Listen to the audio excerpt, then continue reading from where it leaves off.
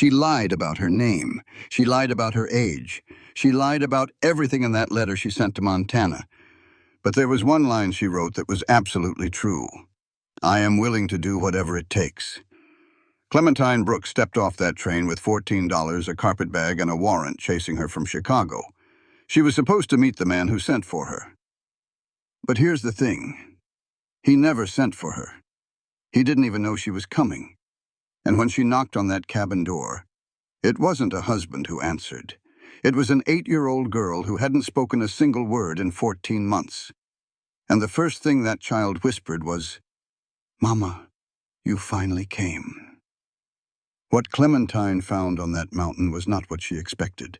A grieving father hiding from the truth, 3 children slowly going wild, and a dead woman's secret buried beneath the floorboards, a secret that would change everything. This story will remind you of something we all forget. The family you're born into is luck, but the family you choose is courage. The meaning. This is a story about 2 broken people who stopped running from their guilt and started running toward the truth. It's about forgiveness, not the easy kind, but the kind that costs you everything and rebuilds you from the ground up. If this story stirred something in you, drop a comment and tell me. Would you have gotten in that wagon? And if you don't want to miss the next tale from the frontier, hit subscribe and stay close. The best stories are the ones that find you when you need them most. Clementine Brooks had lied on every line of the letter she sent to Montana.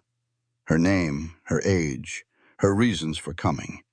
But the one thing she wrote true was this: I am willing to do whatever it takes. She sat in the last car of the Northern Pacific, watching the world change through a window smeared with coal dust and fingerprints. Illinois had been flat and gray. The Dakota Territory was flatter and grayer. But somewhere west of Billings, the earth began to rise like the spine of some great sleeping animal, and Clementine pressed her forehead against the cold glass and felt something she had not felt in months. Not hope, exactly. More like the absence of the thing that had been crushing her chest since Chicago. The rail car smelled of tobacco spit and wet wool, and the sour breath of too many people packed too close together. A child 2 rows up had been crying since Miles City. His mother looked like she had stopped hearing it a long time ago. Clementine understood that. There were sounds you stopped hearing when the world got loud enough. The sound of your own conscience, for instance. She reached into the pocket of her traveling coat and pulled out a folded document. The paper was heavy, official. Across the top in bold black ink it read, Cook County Circuit Court. Beneath that, her real name. The name she would never use again if God or luck or the devil gave her half a chance. She stood, walked to the pot-bellied stove at the end of the car, and fed the paper into the fire. She watched the words curl and blacken. Cook County. Clara Brennan. Wanted. The flames ate them all the same. A man across the aisle watched her do it. He had the look of a drummer, a traveling salesman with soft hands and a sample case between his knees. He raised an eyebrow. Cold morning, she said to him, as if she had been warming her hands. He shrugged and went back to his newspaper. Clementine returned to her seat. Her hands were shaking, but her face was still. She had learned that trick from Edmund Voss. Keep the face still and the hands hidden, and nobody knows what you are carrying. Of course, Voss had taught her other things, too. How to forge a signature so clean even the signer could not tell the difference. How to file a land deed with the county recorder and walk out with a smile. How to look a man in the eye while you stole his farm from under him. She had not been tricked into it. That was the part that sat heaviest. Voss had not forced her or fooled her. He had offered her money, and she had taken it, because her father was coughing blood into a basin, and the doctor would not come back without payment. She signed those deeds, knowing they were false. 37 families, 37 farms. She could not remember all their names, but she remembered their faces at the courthouse when the scheme unraveled. The confusion, the fear, and Voss standing in the gallery pointing at her, saying she had acted alone. That was 6 months ago. She had been running since. The train began to slow. The conductor walked through calling Elk Fork in a voice like a rusted hinge. Elk Fork Station. End of the line. Clementine gathered her single carpet bag, the one she had packed in the dark of a Chicago boarding house with her landlady pounding on the door for rent she could not pay. She had 2 dresses, a hairbrush, a Bible she did not read, and $14. She had spent the rest on the train ticket and the mail-order bride fee at the matrimonial agency. She stepped onto the platform, and the wind hit her like a wall. It came funneling down through the foothills of what she would later learn were the Absaroka Mountains, and it carried with it the smell of sagebrush and pine, and something vast and mineral, like the smell of stone that has been cold for 1,000 years. The sky was so wide and so pale it made her feel like she was standing on the edge of the world with nothing between her and God. In Chicago, there were buildings and alleys and doorways to duck into, corners to hide behind, shadows that swallowed you whole if you knew where to stand. Here there was nothing. The platform was a plank of wood. Beyond it was a dirt road, and beyond that was a town that looked like it had been dropped from a great height and nobody had bothered to pick up the pieces. A general store, a saloon with no name on it, a blacksmith shop with the doors open, a church with a crooked steeple.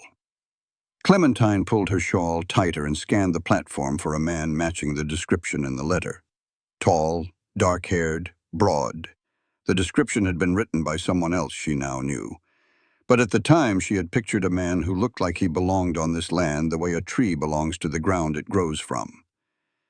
There was no tall, dark-haired man. There was a short, stocky fellow with a tobacco-stained beard and a wide-brimmed hat that had seen better decades. He stood beside a buckboard wagon with 2 mules that looked as tired as he did. He was holding a hand-lettered sign that read, Brooks.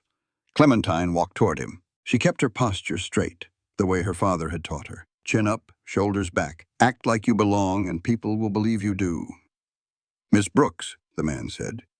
He did not offer his hand. His eyes were jumpy, skipping from her face to the train to the road and back again. I am Jed Hawkins. I was sent to collect you. Sent by Mr. Halloway, Clementine said. Jed chewed on something, his jaw working sideways like a mule on a cud. He shifted his weight from one boot to the other. Well now, about that. He loaded her carpet bag into the wagon with a kind of nervous energy that made Clementine's instincts sharpen. She had spent 5 years reading People for Voss. Nervous meant guilty. Guilty meant secret. She did not ask him what was wrong. She catalogued it and climbed onto the bench beside him.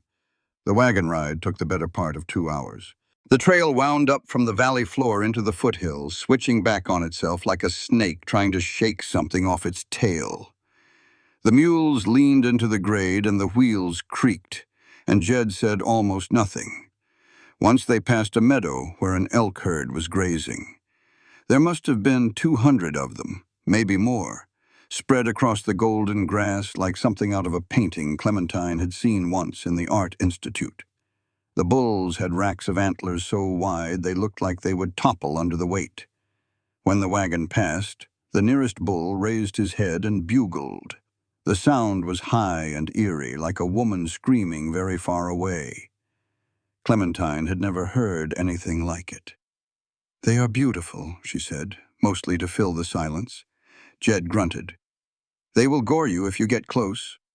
More silence. The air grew thinner and colder as they climbed. Clementine could see her breath now. The aspens along the trail had already turned, their leaves shaking in the wind like coins made of gold. Below them, the valley spread out in a patchwork of brown and amber, bisected by a creek that caught the late afternoon light and turned it into a ribbon of silver. He is a good man, Miss Brooks, Jed said suddenly, as if the words had been stuck in his throat for the whole ride. He just forgot how. Clementine did not know what to do with that. The trail leveled out into a clearing surrounded by lodgepole pines so tall and straight they looked like the bars of a cage. In the center of the clearing sat a cabin. It was built of logs, hand-hewn from the look of them, with a stone chimney and a roof that sagged on one side like a tired horse. A barn stood to the left, its doors hanging crooked on leather hinges. A corral held 2 horses and a mule, The yard was a mess of wood chips, rusted tools, and weeds that had given up pretending to be a garden. It was the loneliest-looking place Clementine had ever seen, and she had seen the inside of a Cook County jail cell. Jed pulled the wagon to a stop. He would not look at her. His hands gripped the reins so tight his knuckles had gone white. "Miss Brooks," he said, "I need to tell you something before we go in there." "All right. Arthur did not send for you." Clementine felt the cold settle deeper into her bones. "What do you mean?" "I mean, he does not know you are coming. He did not place the advertisement. He did not write the letter." Jed swallowed hard. "I did." The silence that followed was the kind that has weight to it. Clementine could hear the wind in the pines and the soft chuffing of the mules and the distant cry of a hawk circling somewhere above the ridge. She could hear her own heartbeat. "Why?" she said. "Because he is dying up here," Jed said. "Not from sickness, from giving up. Those children are half wild. He has not come to town in 4 months. I thought if someone came, if a woman came, somebody strong, maybe it would remind him that there is still something worth keeping alive for."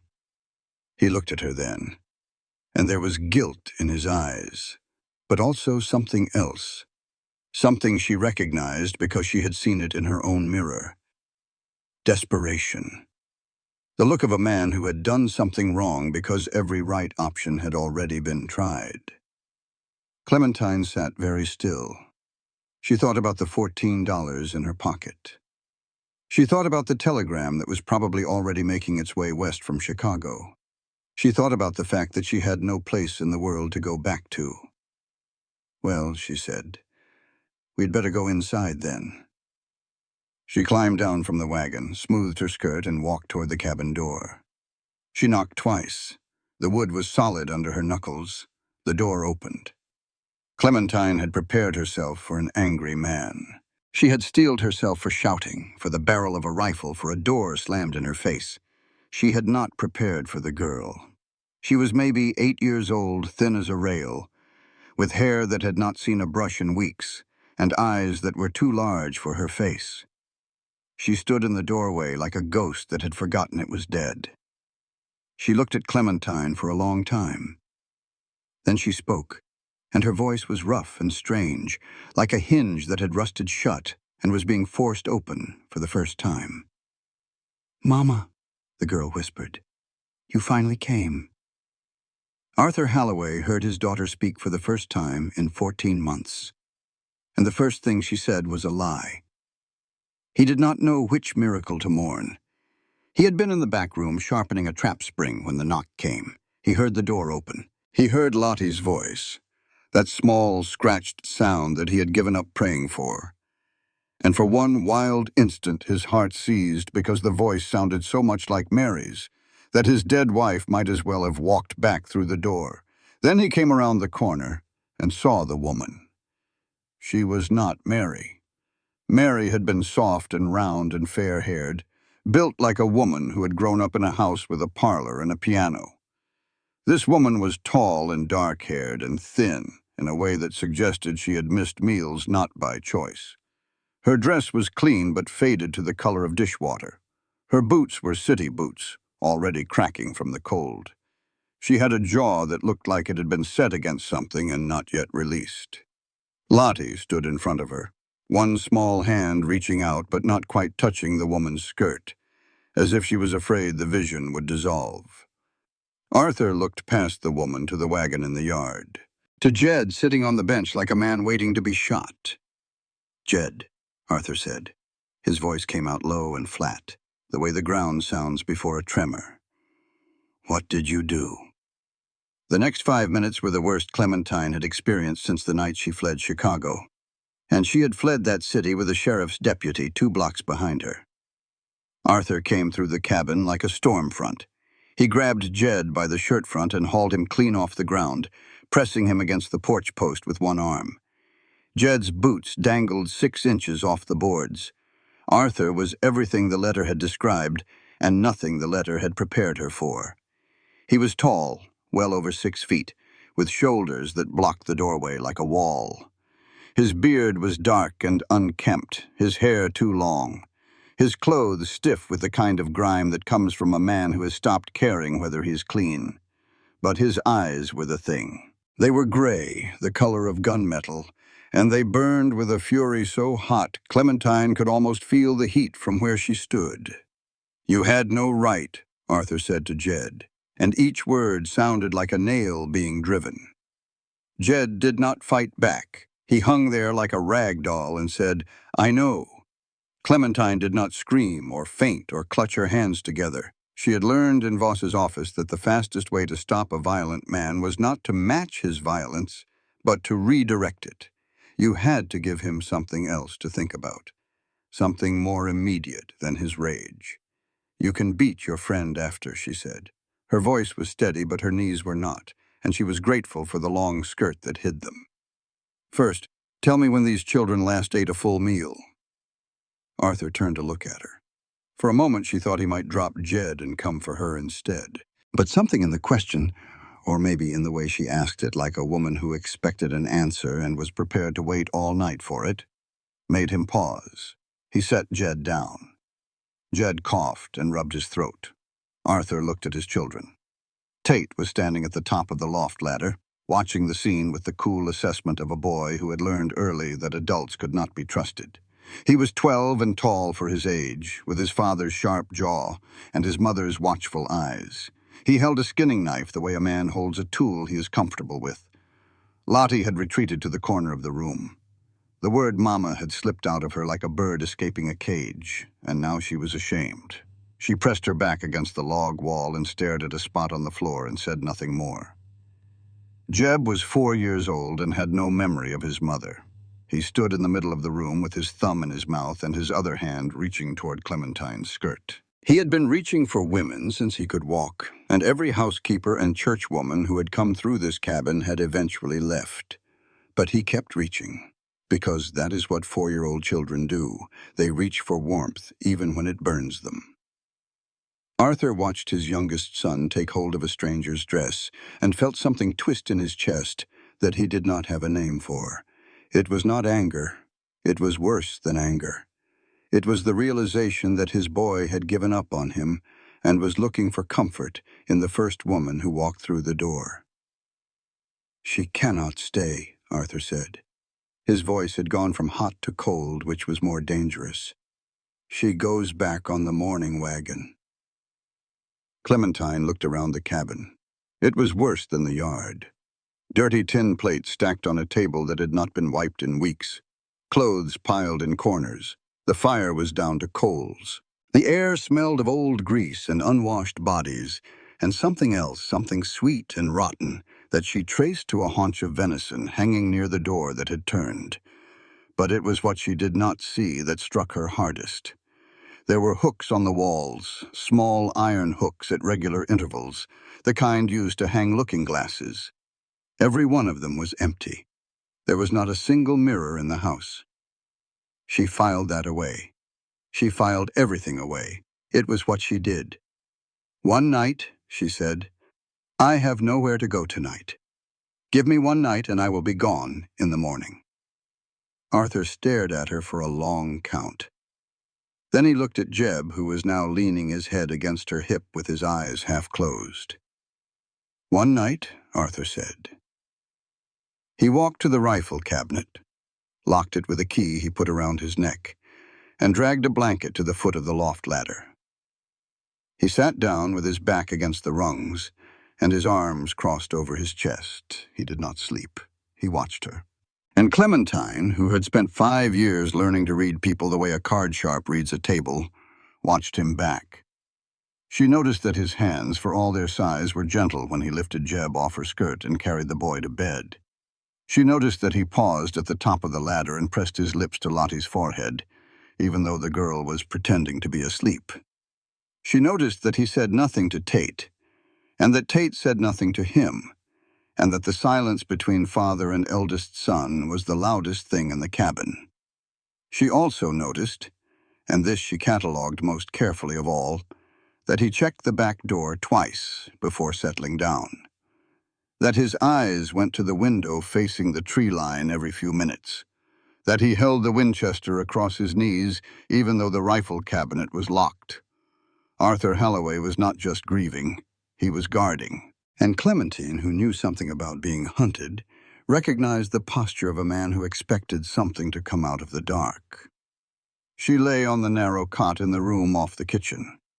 It had been Mary's sewing room once, she guessed, from the basket of thread still sitting on the shelf. The mattress was straw and lumpy and smelled of mouse. She pulled Arthur's spare blanket up to her chin and listened to the house settle around her. Past midnight, she heard Arthur rise from the loft ladder. She heard the back door open and close. She heard his boots on the porch boards, heavy and deliberate. And then nothing. Just the wind.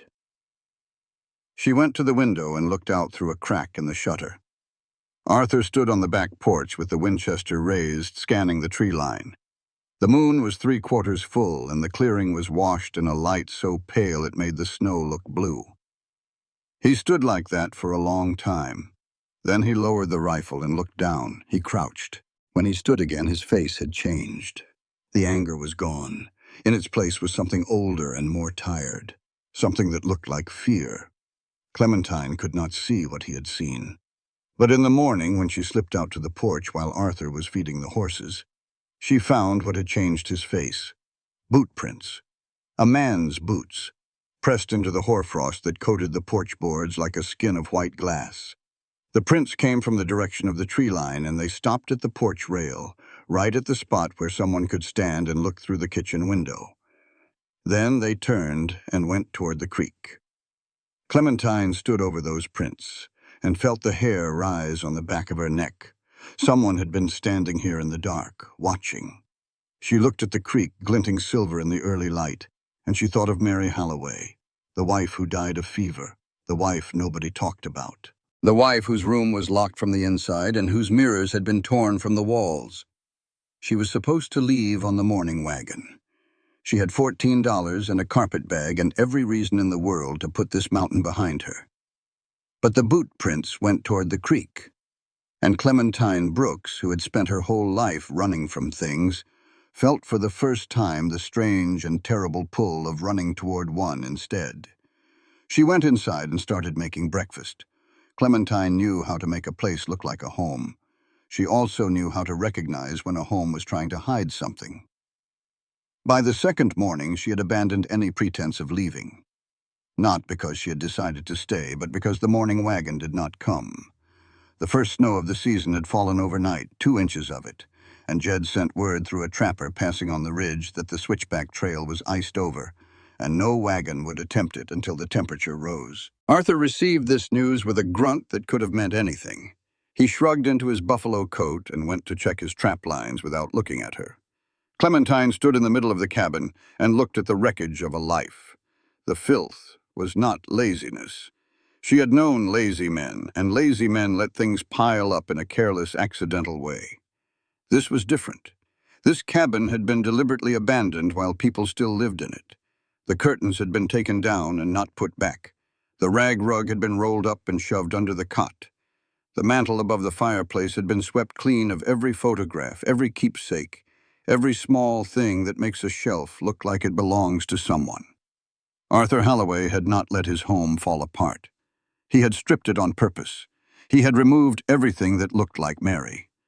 Clementine began to clean, not because she was the kind of woman who cleaned, but because she could not think in chaos. In Chicago, when the marshals were closing in and Voss was in a holding cell spinning lies about her, the only thing Clementine could control was the floor of her room.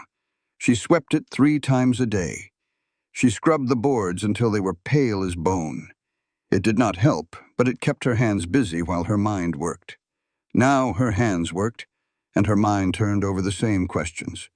The boot prints, the locked room, the empty hooks where mirrors used to hang, and the girl who had called her Mama. Tate watched her from the loft with the flat eyes of a barn cat watching a stranger cross the yard. He did not threaten her. He did not brandish the skinning knife or put a snake in her bed, or any of the things the previous housekeepers had reported. He did something worse.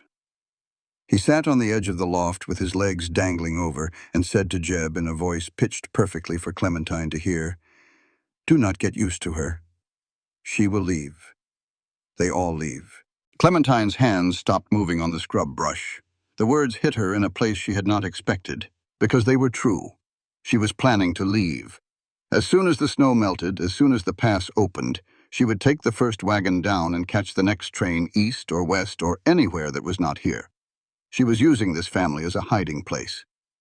The warmth they gave her, Jeb's small hand reaching for her skirt, Lottie's ghost voice saying, "Mama," Arthur's grudging silence that was almost like permission, she was using all of it. And she would leave it behind the way Voss had left her behind, the way everyone left everyone. The guilt was immediate and sharp, like stepping on a nail in a dark room. She went back to scrubbing. By midday, she had cleared the worst of it. The dishes were washed and stacked. The rotten venison was buried in the yard. The floor was swept and scrubbed, and the fire was built up properly, with a banked log that would hold heat instead of the smoldering mess Arthur had been tending. She was on her knees near the kitchen stove, working at a stain that had soaked into the grain of the wood, when the floor gave under her brush. A board shifted. She pried it up with her fingernails and found a hollow beneath, no bigger than a bread box. Inside was a tin box. The tin was old and dented, the kind used for storing tea or biscuits. She opened it. Inside were three things. An empty brown glass bottle with no label, the kind used by apothecaries. She uncorked it and sniffed. Nothing. Whatever had been in it was long gone. A pressed flower, dried flat between two squares of blotting paper. The petals were dark purple, almost blue. The shape was unusual, like a monk's hood, with a tall arching top and two wing-like sides. She did not recognize it. And a letter, folded once, sealed with a drop of candle wax that had been broken and resealed. The handwriting on the front was feminine and careful. It read, "For my father. Never sent." Clementine held the letter and felt the weight of it. Not the physical weight, which was nothing. The other kind. The kind that comes when you hold in your hands a dead woman's last words, and you know that whatever is written inside will change something that cannot be changed back. Her instinct, trained by 5 years of handling legal documents for Voss, told her to preserve this. Do not read it in haste. Do not crumple it. Do not let emotion make you careless with evidence. Because that is what this was. Evidence. Of what she did not yet know. She replaced the floorboard, carried the tin box to her room, and hid it beneath the straw mattress. Then she went back to cleaning as if nothing had happened. That afternoon she found a sack of flour in the pantry that was still good, along with salt pork, dried beans, a cone of brown sugar, and some baking soda. She made biscuits, real biscuits, the kind her father used to make on Sunday mornings in their kitchen above the print shop. With the dough worked just enough, and not a stroke more, so they came out tall and flaky and steaming. Jeb ate 4 of them. He sat on the bench with his feet swinging and crumbs on his chin, and a look of pure astonishment on his face, as if he had forgotten that food could taste like something other than survival. Lottie ate too, slowly, with her eyes down. She did not speak. But when Clementine set the plate in front of her, Lottie's hand moved across the table and touched Clementine's wrist. Just the tips of her fingers, just for a second. Then she pulled away. Tate ate nothing. He sat with his arms crossed and his jaw set. "I'm not hungry," he said, even though Clementine could hear his stomach from across the room. She left 2 biscuits on a cloth near the loft ladder and said nothing about them. In the morning, they were gone. When Arthur came back at dusk, he stopped in the doorway.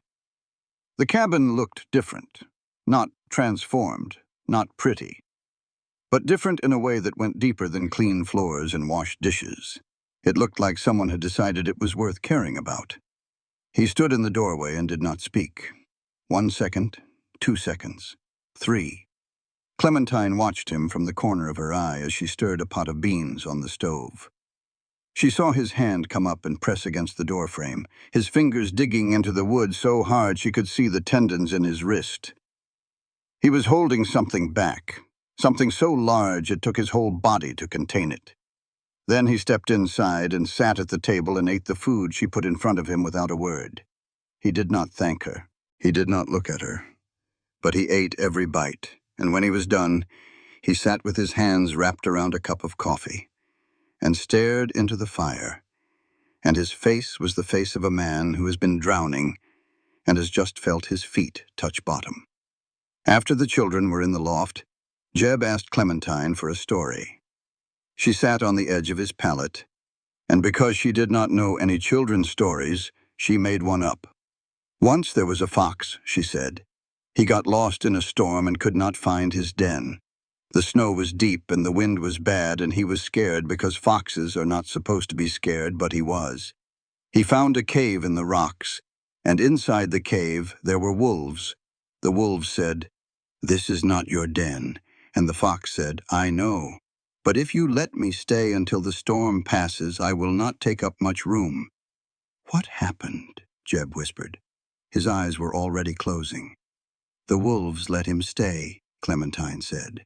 And when the storm passed, the fox discovered that the cave had become his den after all. And the wolves, well, they were not wolves anymore, they were family. Jeb smiled and closed his eyes.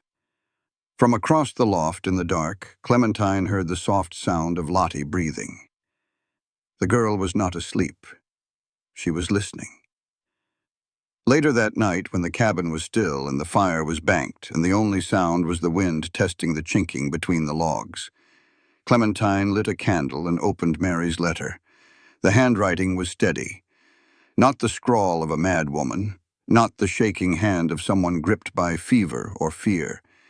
It was the careful, measured script of a woman who wanted to be believed and knew she might not be. "Dear Father," the letter began. "I am writing this because I no longer trust my own voice to tell you what I need to say, and because the last time I tried to speak to you, you closed the door." Clementine read on. The letter described Mary's illness, the weakness and the stomach pains that had begun in late summer and worsened through the fall. It described her suspicion about the creek water, how she had stopped drinking from it and felt better, then started again and felt worse. It described her visit to Agatha Clearwater, the Crow midwife, and how Agatha had found something wrong with the water. "Poison," Mary wrote, "not from a bottle, from the ground." But it was the final passage that made Clementine set the letter down and press her hand over her mouth. "Someone goes to the creek before dawn," Mary had written. "I never see a face, only a shape. But they know the back trail, the one that cuts behind the barn and drops down to the water through the juniper thicket. Only family knows that trail, Father. Only someone who has lived in this house." Clementine stared at those words. The back trail, the one only family would know.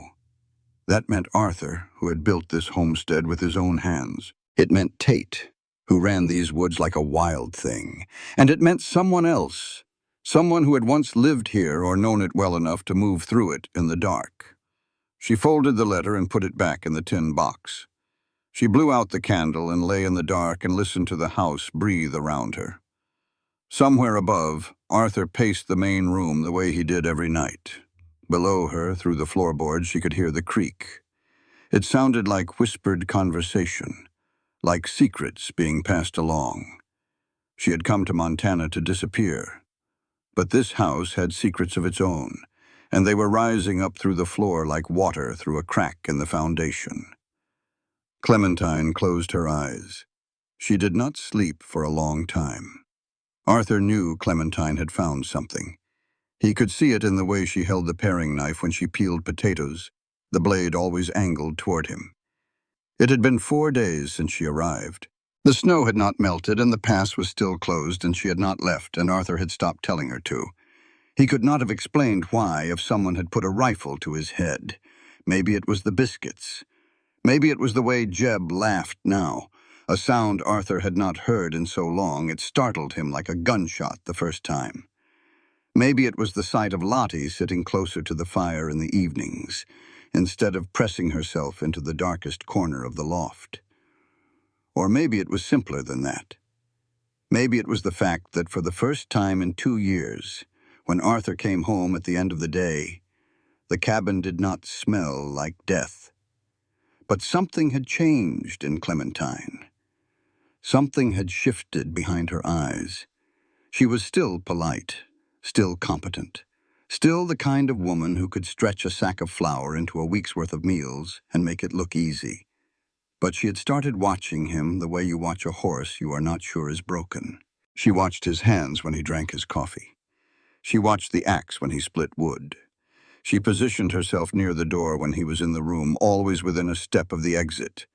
She flinched, just barely, when he reached past her for the salt. Arthur recognized this. He had seen it in soldiers who had been ambushed, in horses that had been beaten, in his own wife during those last terrible months when she had stopped trusting everything and everyone, including him. He thought about saying something. He thought about asking her what she had found under the floorboard, because he had seen the fresh scrub marks near the stove and the way the board sat not quite flush anymore. He had survived the Nez Perce campaign by noticing things other men missed: a bent blade of grass, a print in the mud, a board that did not sit right. But he said nothing, because in the deep and rotten heart of his guilt, Arthur thought maybe she was right to be afraid of him.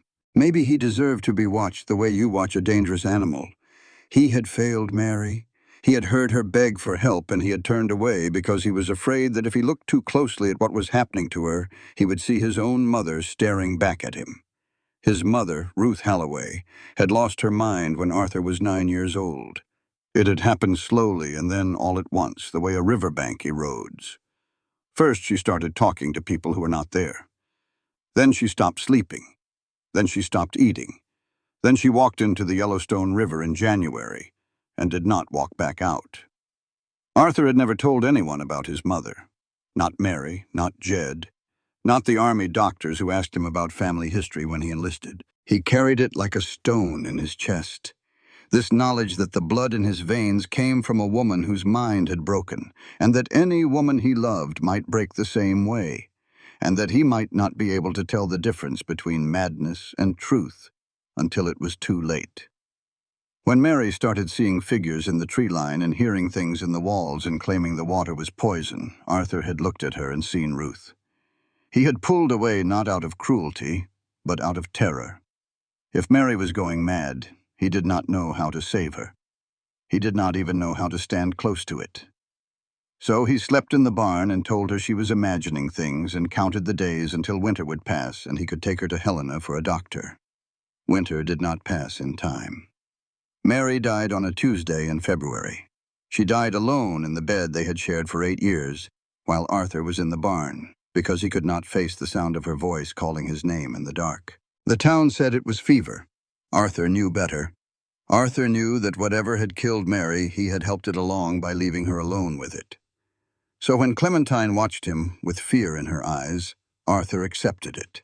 He even felt a grim satisfaction. At least she has the sense to be afraid, he thought. More sense than Mary had. There was a room in the cabin that was locked. It was Mary's room, the bedroom they had shared. After she died, Arthur had moved his blankets to the main room and locked the door and put the key in his pocket. He had not opened it since. He did not know what was in there anymore. He did not want to know. He was afraid that if he opened it, he would find something that proved he should have listened to her. And then the last wall he had built between himself and his guilt would come down, and there would be nothing left of him at all. Maybe it is better this way, he thought, watching Clementine edge toward the door as he sat down to supper. If she is afraid, she will leave, and if she leaves, I will not have to explain why that door is still locked. On the 5th morning, Clementine was gone. Not gone from the homestead, but gone from the cabin. Arthur found her cot empty, her boots missing, and tracks in the snow leading toward the creek. He stood on the porch and told himself it was not his concern. She was a grown woman. If she wanted to go tramping through the woods in November in city boots with no rifle and no idea what lived in these mountains, that was her business. He told himself this for about 15 minutes. Then he grabbed the Winchester and followed her tracks. The trail led up the creek. Clementine had followed the water upstream, stepping where the rocks were clear, slipping where the bank was muddy. He could read her passage as easily as he read a newspaper. She had stopped here, knelt there, examined something on the ground near the big boulder where the creek narrowed. She had left the creek bed and climbed the ridge toward the headwaters. Arthur followed. He moved quietly out of habit the way the army had trained him. The forest up here was old-growth Douglas fir and lodgepole pine, the trunks so thick 2 men could not have joined hands around them. The ground was covered in a carpet of brown needles that muffled every step. The air smelled of resin and cold stone and something mineral, something sharp, like the smell of a blacksmith's forge. He found the mule deer carcass first. It had been there for months, maybe a year. The bones were scattered and the hide was mostly gone. But the placement was wrong. The deer had died near the headwaters of the creek, where the water came up through a fissure in the volcanic rock. Animals did not usually die near water unless the water was bad. Arthur crouched and looked at the rock face. He had been here before, many times. He knew these rocks. He knew the greenish-white deposits that stained the stone near the seep, the mineral formation the old-timers called Kill Rock because livestock that drank too close to it sometimes sickened. He had always kept his cattle away from this stretch.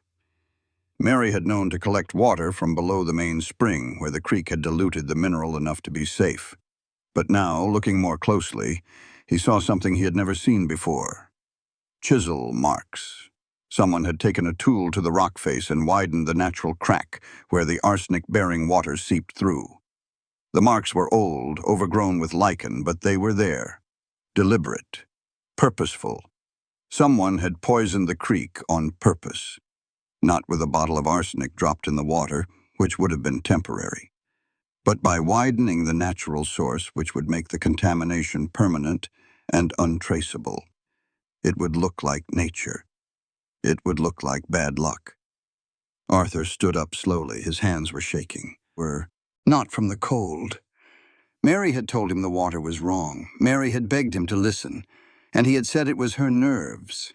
He had said she was becoming like his mother. He stood there in the silence of the old-growth forest and felt the full weight of what he had done, or rather, what he had failed to do.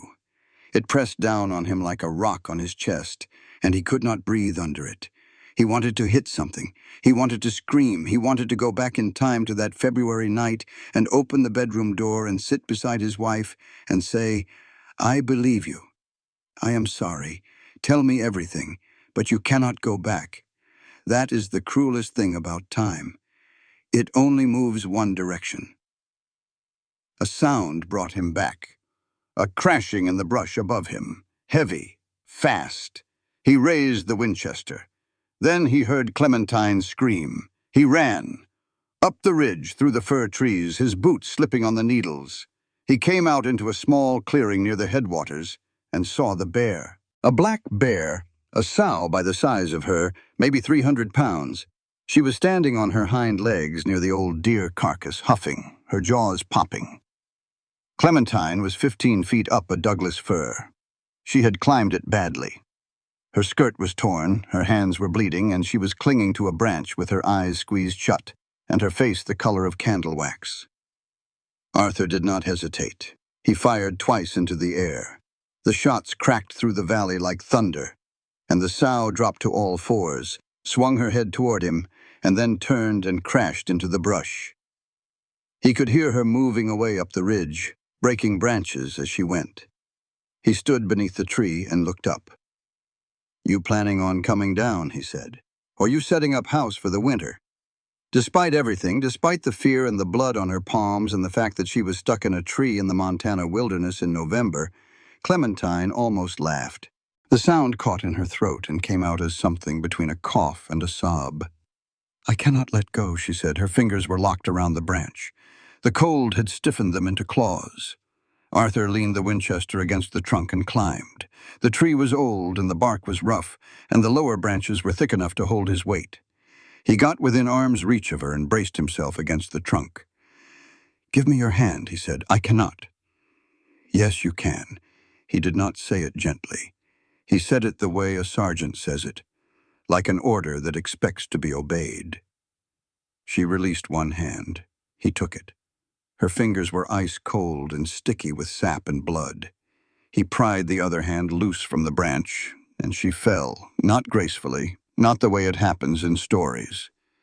She fell like a sack of flour, and he caught her badly, and they both went down, tumbling off the lower branches and into the snow in a tangle of limbs and coat and bark. She was on her back. He was half on top of her, one arm around her waist, the other braced in the snow.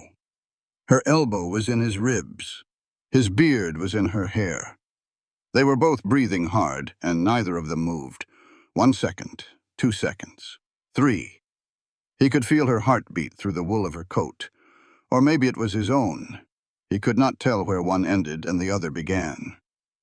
Then he rolled off her and stood and brushed the snow from his coat and offered her his hand. She took it, and he pulled her up.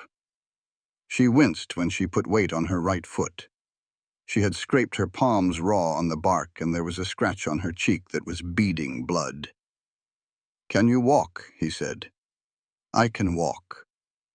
They went back down the ridge in silence. The afternoon light was slanting through the firs in long gold bars, and the creek was loud with snowmelt, and neither of them spoke. Clementine limped, but she did not ask for help, and Arthur did not offer it, though he shortened his stride so she could keep pace. At the edge of the clearing, Arthur stopped. Clementine stopped behind him. She saw what he was looking at. There was a mound of earth beneath a lodgepole pine. No marker, no cross, no stone, just bare dirt in a slight rise, the grass around it taller than the grass elsewhere because the soil had been turned. Arthur knelt beside it. He took off his hat and held it against his chest. His lips moved. She could not hear the words. She watched him from 10 feet away and tried to read the shape of his mouth. She caught one phrase, just one, but it was enough to make her blood run cold. "I know you were not crazy," he said to the mound of earth. "I figured it out too late." He stood, put his hat back on, and walked to the cabin. He did not look at her. He did not explain. Clementine stood alone in the clearing with the wind pulling at her hair and the shadow of the mountain creeping across the yard. He was talking to Mary. He was telling his dead wife that he believed her. And Clementine could not tell if this was the confession of a grieving husband or a guilty one. That night she lay in her cot and thought about the chisel marks on the rock. She had seen them before Arthur found her. She had knelt by that fissure and run her fingers over the gouges, and known with the certainty that comes from years of examining forged documents that these marks were made by human hands with human intent. Someone had poisoned the creek, someone who knew the land, someone who knew that the natural arsenic in the volcanic rock could be amplified, turned from a nuisance into a weapon. She thought about the back trail Mary had described. The one only family would know. She thought about Arthur kneeling at Mary's grave. "I know you were not crazy." Did he know because he was the one who had done it? Or did he know because he had finally looked at the evidence his wife had begged him to see? Clementine did not know. And not knowing was the most dangerous thing of all. The sound of hooves on the switchback trail always arrived 15 minutes before the rider. That morning, standing on the porch with a cup of coffee cooling in her hands, Clementine counted 4 horses. It had been a week since she arrived at the Halloway homestead.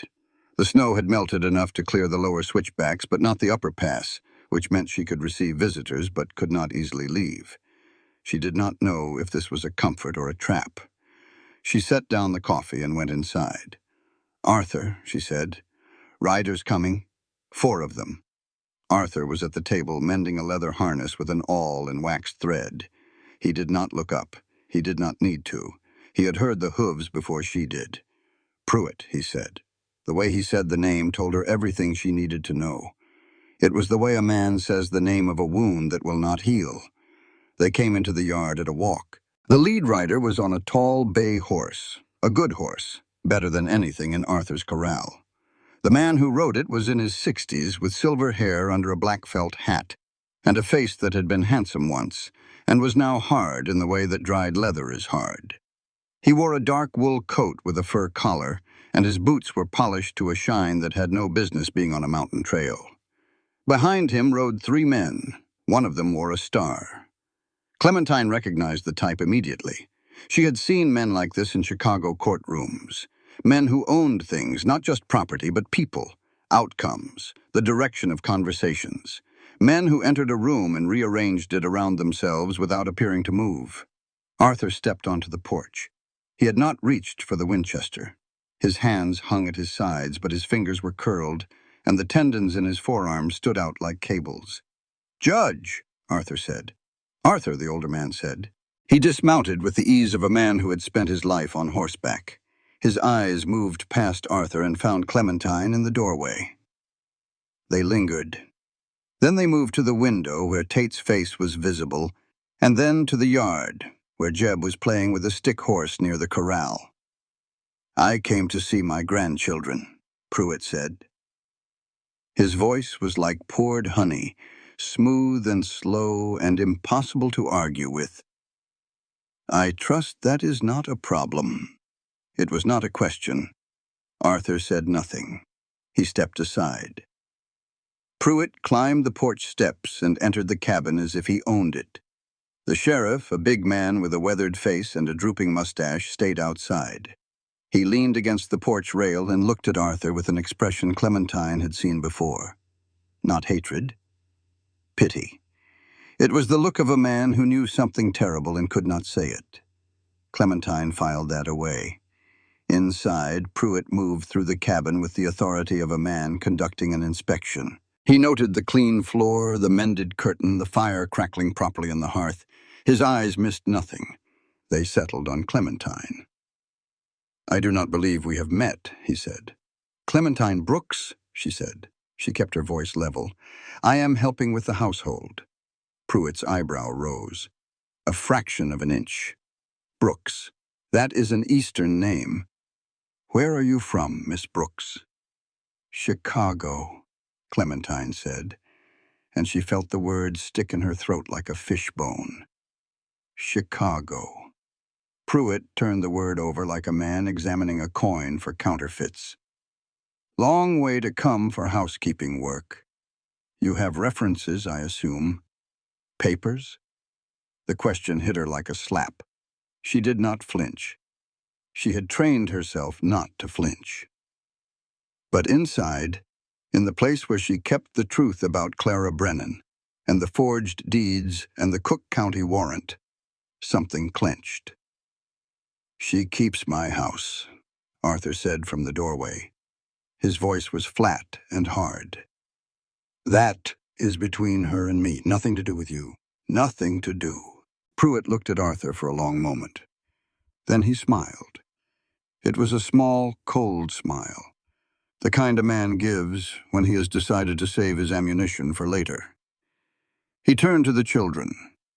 Jeb had come inside, drawn by the commotion. Lottie stood in the loft, looking down. Tate had moved to the corner, his hand resting near the skinning knife on the shelf. Puit reached into his coat and produced gifts. Peppermint sticks for Jeb, who took them with wide eyes. A blue ribbon for Lottie, who did not come down to receive it, so Puit set it on the table with a gentleness that surprised Clementine. And for Lottie he brought one more thing. He drew it from a leather case with the care of a man handling something holy. It was a porcelain doll, about 10 inches tall, with painted blue eyes and a tiny lace dress and real human hair the color of chestnuts. It was old, but perfectly maintained. Not a toy that had been played with, a treasure that had been kept. "This was your mother's," Puit said. His voice cracked on the word mother. He held the doll up toward the loft.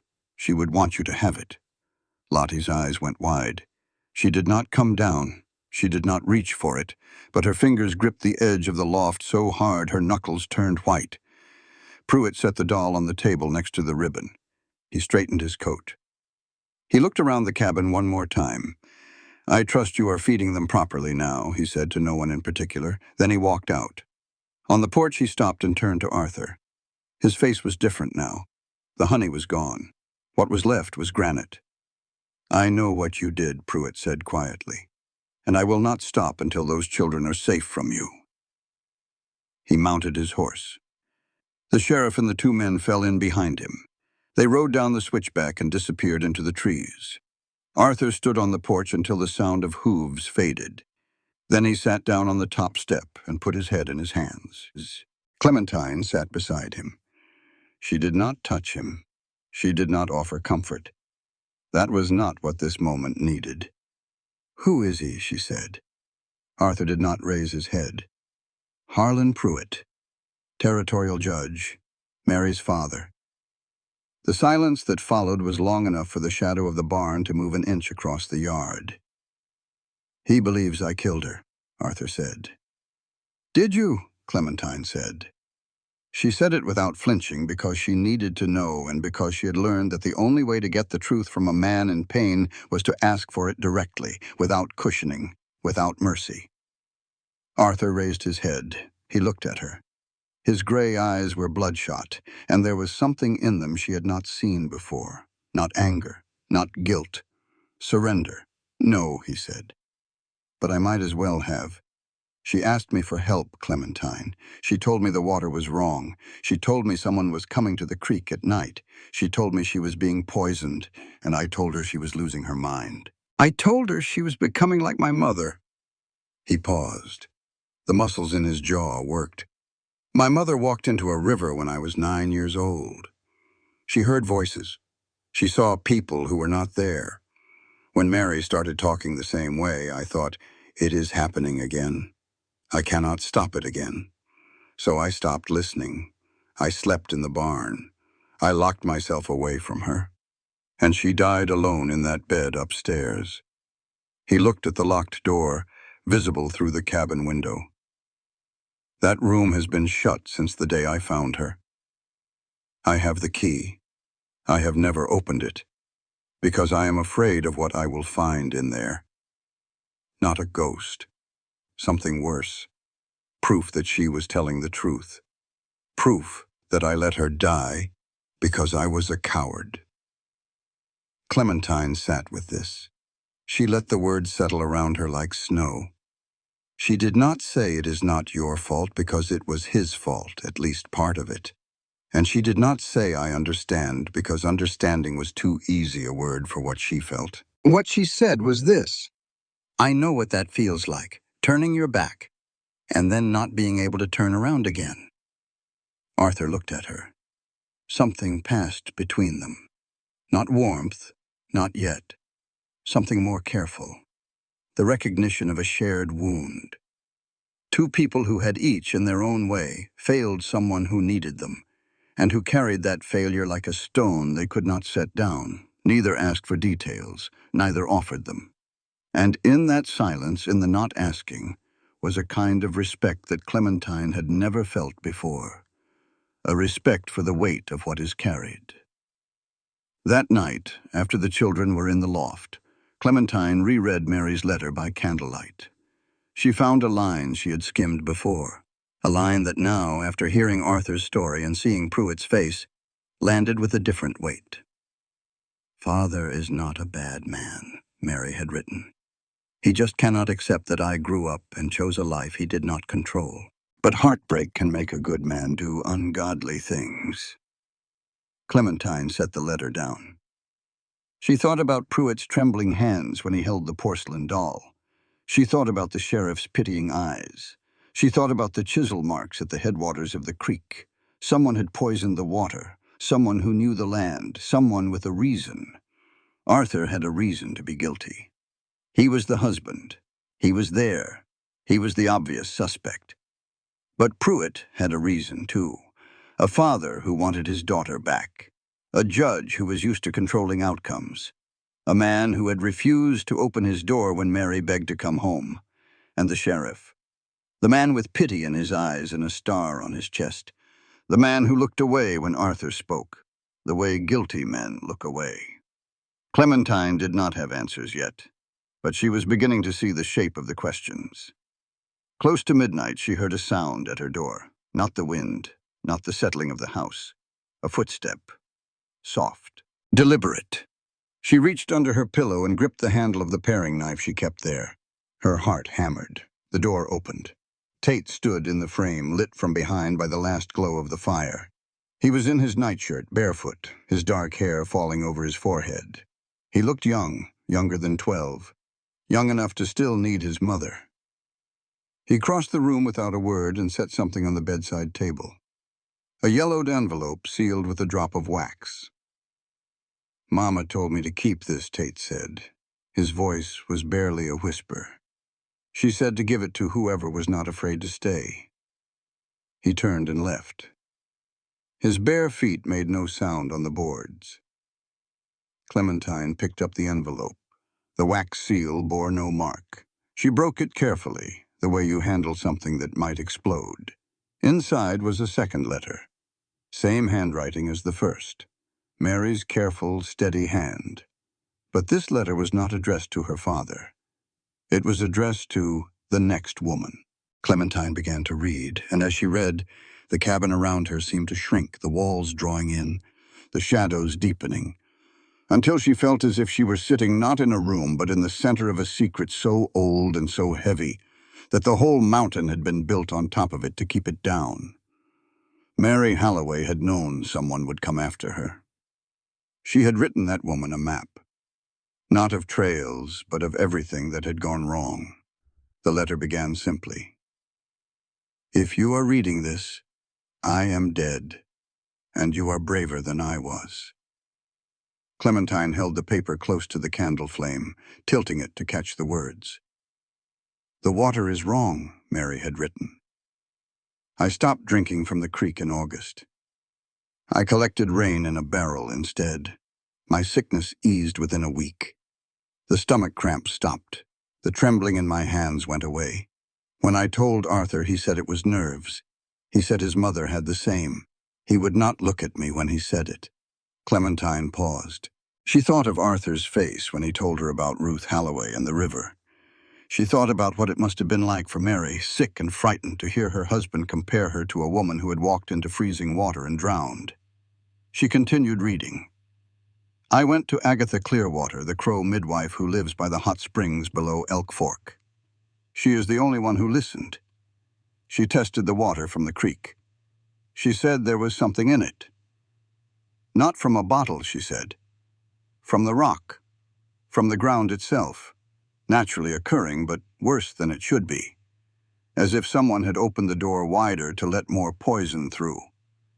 Cut to morning. Clementine stood at the kitchen stove, cooking flapjacks. The letter was hidden in her bodice, pressed flat against her ribs. She could feel it there like a second heartbeat. Lottie sat at the table, watching Clementine's hands as she mixed the batter. The girl had not spoken again since the word "mama" on that first night and the 3 words, "do not drink water," that had come days later. But she watched. She watched everything. Clementine set a plate in front of her, flapjack and molasses. Lottie picked up the fork, hesitated, then looked at Clementine. Clementine turned away to pour coffee. And as she turned, she caught it, just at the edge of her vision. Lottie's lips moved. The word was silent, just a shape made of breath. Flower. She was practicing. Alone, in the safety of someone not watching, Lottie was teaching herself to speak again. Clementine pretended she had not seen.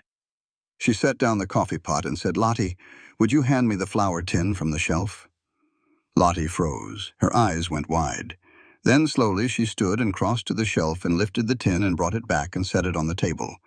She did not speak, but her hand, when it touched the tin, was steady. Clementine smiled at her. "Thank you," she said, and meant it more than Lottie could know. That afternoon, while Jeb napped and Tate was out checking the snare lines he had set in the aspen grove, Clementine returned to the letter. "Agatha gave me a tincture," Mary had written. "An herbal remedy, willow bark and something else, something bitter that made my tongue go numb. I took it for 2 weeks, and I felt like myself again.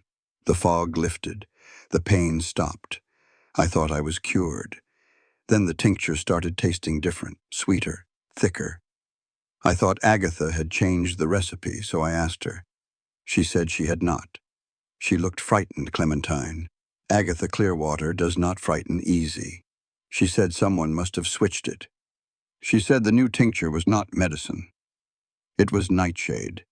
and something else she could not name. I stopped taking it. But by then the damage was done. Whatever was in that second tincture, it was stronger than the creek water. My body was already weak from months of the arsenic.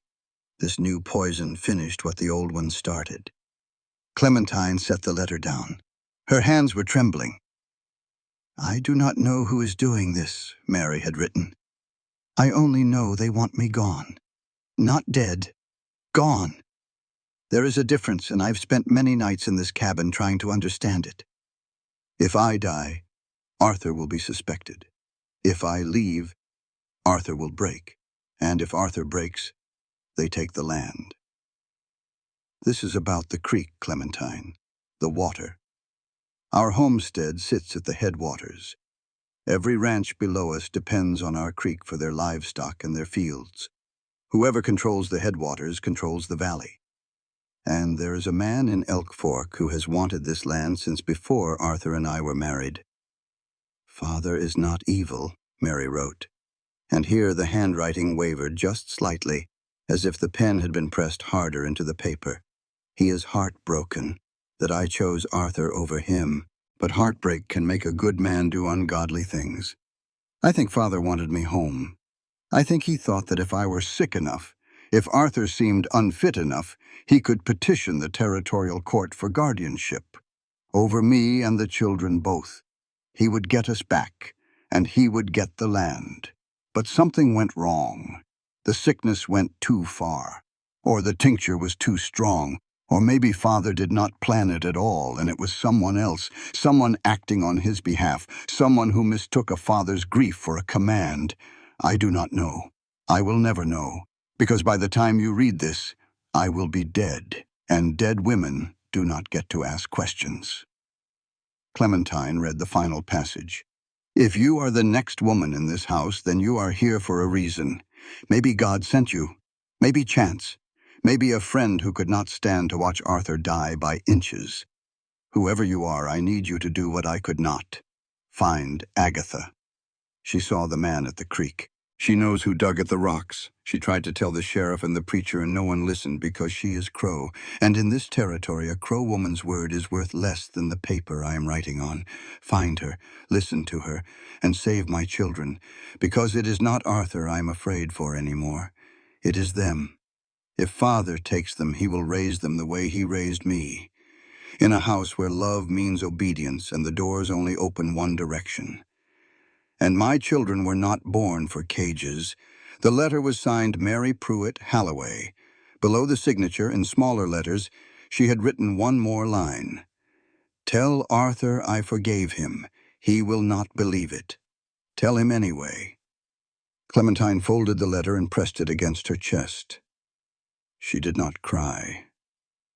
She had not cried since Chicago, since the night she ran, since the moment she understood that the life she had built was a lie, and the people she had hurt were real. But she felt the tears behind her eyes like water behind a dam, and she knew that one day the dam would break, and when it did, there would be no stopping it. She looked out the window. Arthur was on the roof, patching a leak he had been ignoring for months. He moved carefully, balancing on the ridge beam with the ease of a man who had spent his life on high and unsteady ground. She watched him work, and he must have felt her gaze because he looked down. Their eyes met through the glass. He held her gaze for 1 second, 2. Then he looked away. No words, no gesture. Just a man on a roof and a woman at a window and the glass between them. That evening, after supper, after the dishes were washed, and Jeb was in his pallet and Lottie was pretending to sleep in the loft, Arthur confronted her. She had been sitting by the fire, reading the letter one more time, committing certain passages to memory. She did not hear him come up behind her. He moved quietly for such a large man. When he spoke, she startled so badly she nearly dropped the paper into the flames. "What is that?" he said. Clementine pressed the letter flat against her chest. Nothing. A letter from home. "You do not have a home," Arthur said. His voice was not cruel.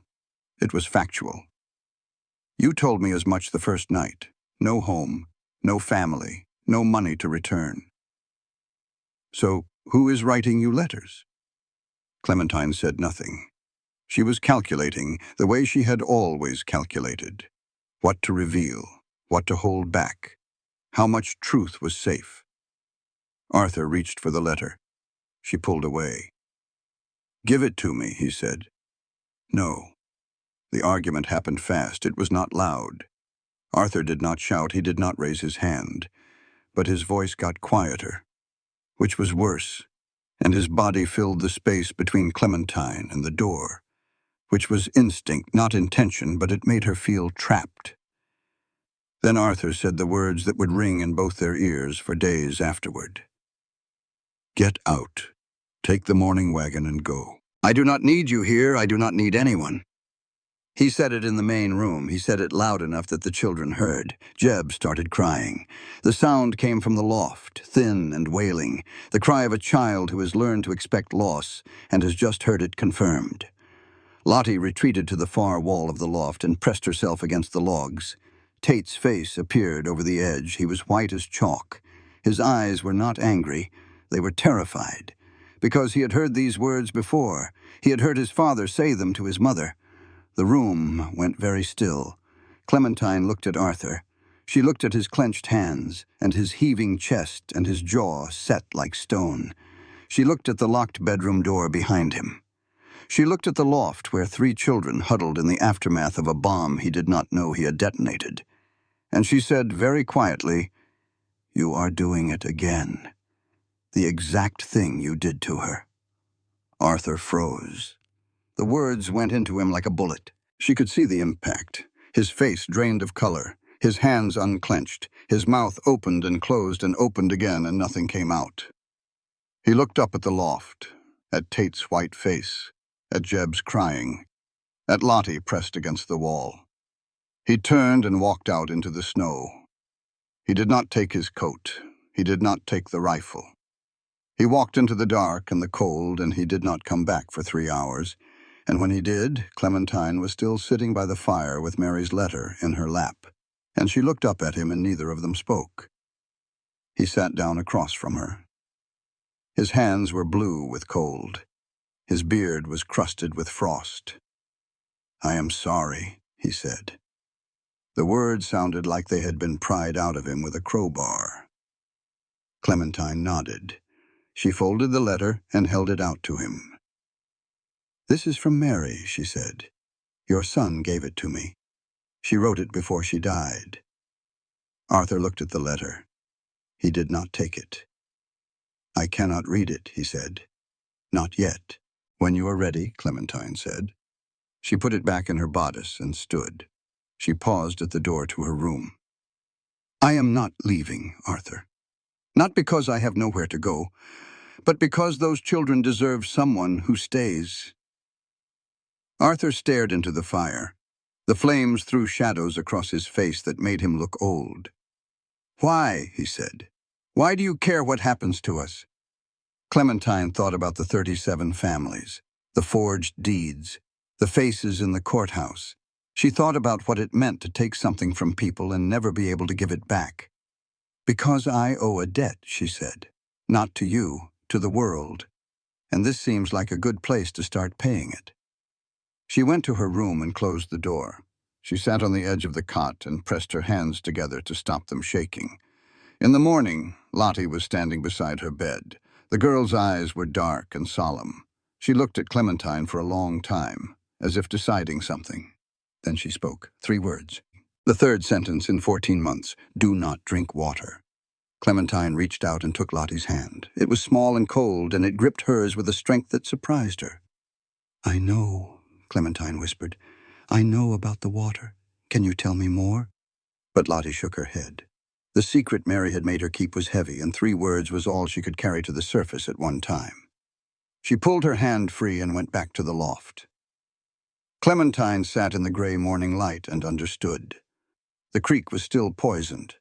Whoever had tampered with the rock face, whoever had planted whatever grew near that water, they were still out there. And they were still coming to this mountain. She was running out of time. They all were, the smell of burning hair. That was the first thing Arthur registered when he woke face down in the snow. And the second was Clementine's hand gripping the back of his collar. It happened on the 9th night. Arthur had fallen into a pattern he did not want to examine too closely. He slept by the fire in the main room. Clementine slept in the room off the kitchen. The children slept in the loft. And between midnight and 2 in the morning, Arthur rose and walked the perimeter of the cabin, checking the tree line, the creek path, the back trail. He did this not because he expected to find anything, but because the walking kept the nightmares at bay. On the 9th night, he walked the perimeter and found nothing. He went back inside, banked the fire, and sat down in his chair. He was asleep within minutes. The explosion of light woke him. Not an explosion in truth, but the sudden bloom of orange against the window that turned the cabin from dark to bright in the space of a heartbeat. He was on his feet before his mind caught up. The Winchester was in his hands. He was at the door. The barn was burning. Not the slow creep of a fire that has found a draft and followed it. This was total, all at once, as if the entire interior had been doused in kerosene and set alight. The flames punched through the roof and the heat hit Arthur's face from 40 yards away. The horses. He could hear them screaming. A sound no man forgets. He ran. Behind him he heard Clementine's voice, sharp and commanding, ordering the children to stay inside, to lock the door, to not come out for anything. Then he heard her boots on the porch behind him. The barn doors were open. Not broken open. Open. As if someone had lifted the latch from inside. Arthur plunged through the doorway. The heat was a living thing, pressing against him from all sides. The smoke was black and oily, and it tasted like rendered fat. He found the 2 horses and the mule in their stalls, rearing, kicking, wild with terror. He threw open the stall gates and slapped the mule's hindquarters. It bolted. He grabbed the bridle of the first horse and hauled it toward the door. The second horse would not come. It was a mare named Bess, who had been Mary's horse, the gentlest animal on the property, and she was frozen with fear, her eyes rolled back to the whites, her hooves planted. Arthur grabbed her bridle with both hands and pulled. A burning timber swung down from the loft and caught him across the left forearm. He heard the sizzle before he felt the pain. The sleeve of his shirt caught fire. He slapped it out against his leg and kept pulling. Then Clementine was there. She had a blanket, a wet blanket she had plunged into the water trough outside. She threw it over Bess's head. The mare lunged forward blindly, and Arthur guided her through the doorway and into the yard. Clementine was right behind him. She stepped on a piece of burning wood that had fallen from the roof, and her ankle turned under her. She went down hard, face first into the snow, and cried out. Arthur dropped the bridle and reached for her. She grabbed his good arm, and he hauled her up, but she could not put weight on her right foot. He hoisted her over his shoulder with his burned arm, and the pain nearly whited out his vision. They staggered together away from the barn. 20 yards, 30, until Arthur's knees gave out, and they both went down in the snow near the corral fence. Behind them, the barn collapsed. The roof fell inward with a sound like the world breaking in half. Sparks spiraled into the sky like orange stars. They lay in the snow, breathing. Arthur on his back, cradling his burned arm against his chest. Clementine on her side, clutching her ankle. The heat from the fire reached them even here, warming their faces while the snow froze their backs. "Are you alive?" Arthur said. "I think so," Clementine said. "The horses, they are loose." The mule went toward the creek. "I think the mare is by the fence." Arthur closed his eyes. His arm was screaming. The skin from wrist to elbow felt like it had been peeled off and dipped in salt. He could smell his own burned hair. "It started from inside," he said. "The latch was lifted. Someone came in while we were sleeping." The words hung in the cold air. Someone had entered the property, had walked past the cabin where 5 people slept, had opened the barn doors, had set the fire from within, and had left. The safety they had felt, the illusion that the cabin and the clearing and the mountain were a fortress, was gone. The wall had been breached. Whatever was coming, it was already here. Clementine lay beside him and stared at the burning barn, and felt a fear deeper than any she had known. Not fear for herself, fear for the children inside that cabin, for the man beside her who was hurt and stubborn and broken in ways that might never fully heal, and for the dead woman whose letter was still pressed against her ribs. Then she thought of something else, something immediate. "My satchel," she said. She tried to sit up. The pain in her ankle made her hiss. "Where is my satchel?" It was on the porch. Arthur looked at her. Why? But she was already scanning the yard. The satchel was 20 feet away, half buried in the snow near the corral post. It had been knocked off the porch in the chaos. Its contents were spilled across the white ground. She saw it at the same time she saw Tate. The boy had come outside despite her orders. He stood near the corral, the Winchester in his hands, scanning the tree line the way his father had taught him. But his eyes were not on the trees. They were on the ground, on the papers scattered in the snow. Tate crouched and picked up a newspaper clipping. It was from the Chicago Tribune. It was creased and worn from being folded and refolded and carried for 6 months across half a continent. The headline was visible even from where Clementine lay. "Clerk wanted for forgery in land deed scheme. Clara Brennan, sought by Cook County Sheriff." Tate read it. He looked at Clementine. The firelight played across his face, and she could see the recognition in his eyes. Not shock, not anger. Something colder, something calculating. He folded the clipping and put it in his pocket. He looked at her across the yard, and his expression said, "I know who you are, and now you owe me." Then he turned and went back inside the cabin. Clementine lay in the snow and felt the last of her defenses crumble. Her secret, the one thing she had guarded with everything she had, the lie that had kept her alive and free and one step ahead of the law, was now in the pocket of a 12-year-old boy. Arthur did not see the exchange. His eyes were closed, his breathing ragged. She turned to him. "Let me see your arm," she said. "It is nothing. Arthur, let me see it." He held out his arm. The burn was ugly, red and blistering from wrist to elbow. It needed cleaning and salve and bandaging and probably a doctor, none of which they had. Clementine sat up, ignoring her ankle. She packed snow against the burn, and Arthur hissed and pulled away. "Hold still," she said. And he did, because something in her voice left no room for argument. They sat against the corral fence while the barn burned itself down to coals. The heat died slowly. The cold crept back. Arthur's arm was in a makeshift sling of torn blanket. Clementine's ankle was wrapped in a strip of cloth. She was next to him, their backs against the fence rails, their shoulders almost touching. Neither spoke. The silence was not comfortable. It was the silence of two people who have been through something terrible together and have not yet decided what it means. Arthur reached for her hand. He told himself later it was to check for burns.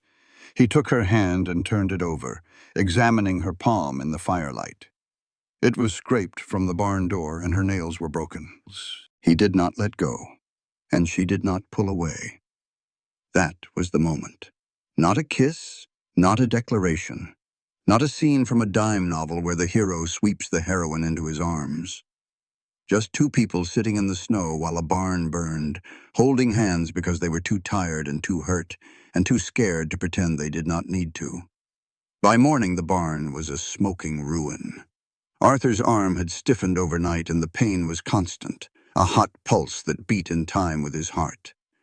Clementine's ankle had swollen to twice its size and she could not fit her boot over it. And nailed to the fence post, driven into the wood with a 10-penny nail, was a telegram. Arthur pulled it free with his good hand.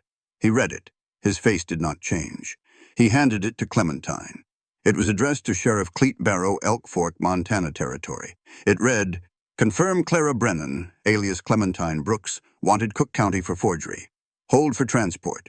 Someone had reported her. Someone who knew her real name and her false one. Someone who wanted her gone from this mountain and who had just found the weapon to do it. Clementine looked at the telegram.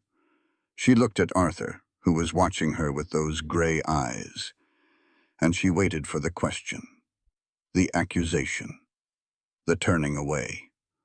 Arthur took the telegram from her hand. He folded it once and put it in his coat pocket. "We will deal with that later," he said. "Right now, I need to check the horses." He walked away toward the creek, limping, cradling his arm. Clementine stood alone in the yard with the smell of char in her hair and the cold seeping through her clothes, and 14 days of a life she had built on this mountain crumbling around her. She had days, not weeks, days before the sheriff came for her, days before the truth she had carried from Chicago caught up to her and destroyed everything she had found in this valley. She went inside and made breakfast because that was the only thing she knew how to do when the world was falling apart. Clementine had run from Chicago to Montana. She had nowhere left to run, so she did the only thing remaining. She ran toward the truth. She left the cabin before dawn on a morning so cold the air itself seemed to crack. Arthur was asleep in the main room, his burned arm propped on a pillow, his face slack with exhaustion. The children were in the loft. She left a note on the table. Gone to town, back before dark. It was a lie. She was not going to town. She took the goat path that Tate had described to her 3 days earlier, when she asked him about routes down the mountain that did not pass through the main switchback. Tate had looked at her with those knowing eyes and said, "There is a trail behind the ridge. Hunters use it. It drops down to the hot springs. But if you slip, you fall 500 feet into the gorge, and they will not find you until the snow melts." Clementine took the goat path because the switchback was watched. She knew this the way she knew most things in this valley, by paying attention to what people did not say. Jed had mentioned that Barrow's men patrolled the lower trail.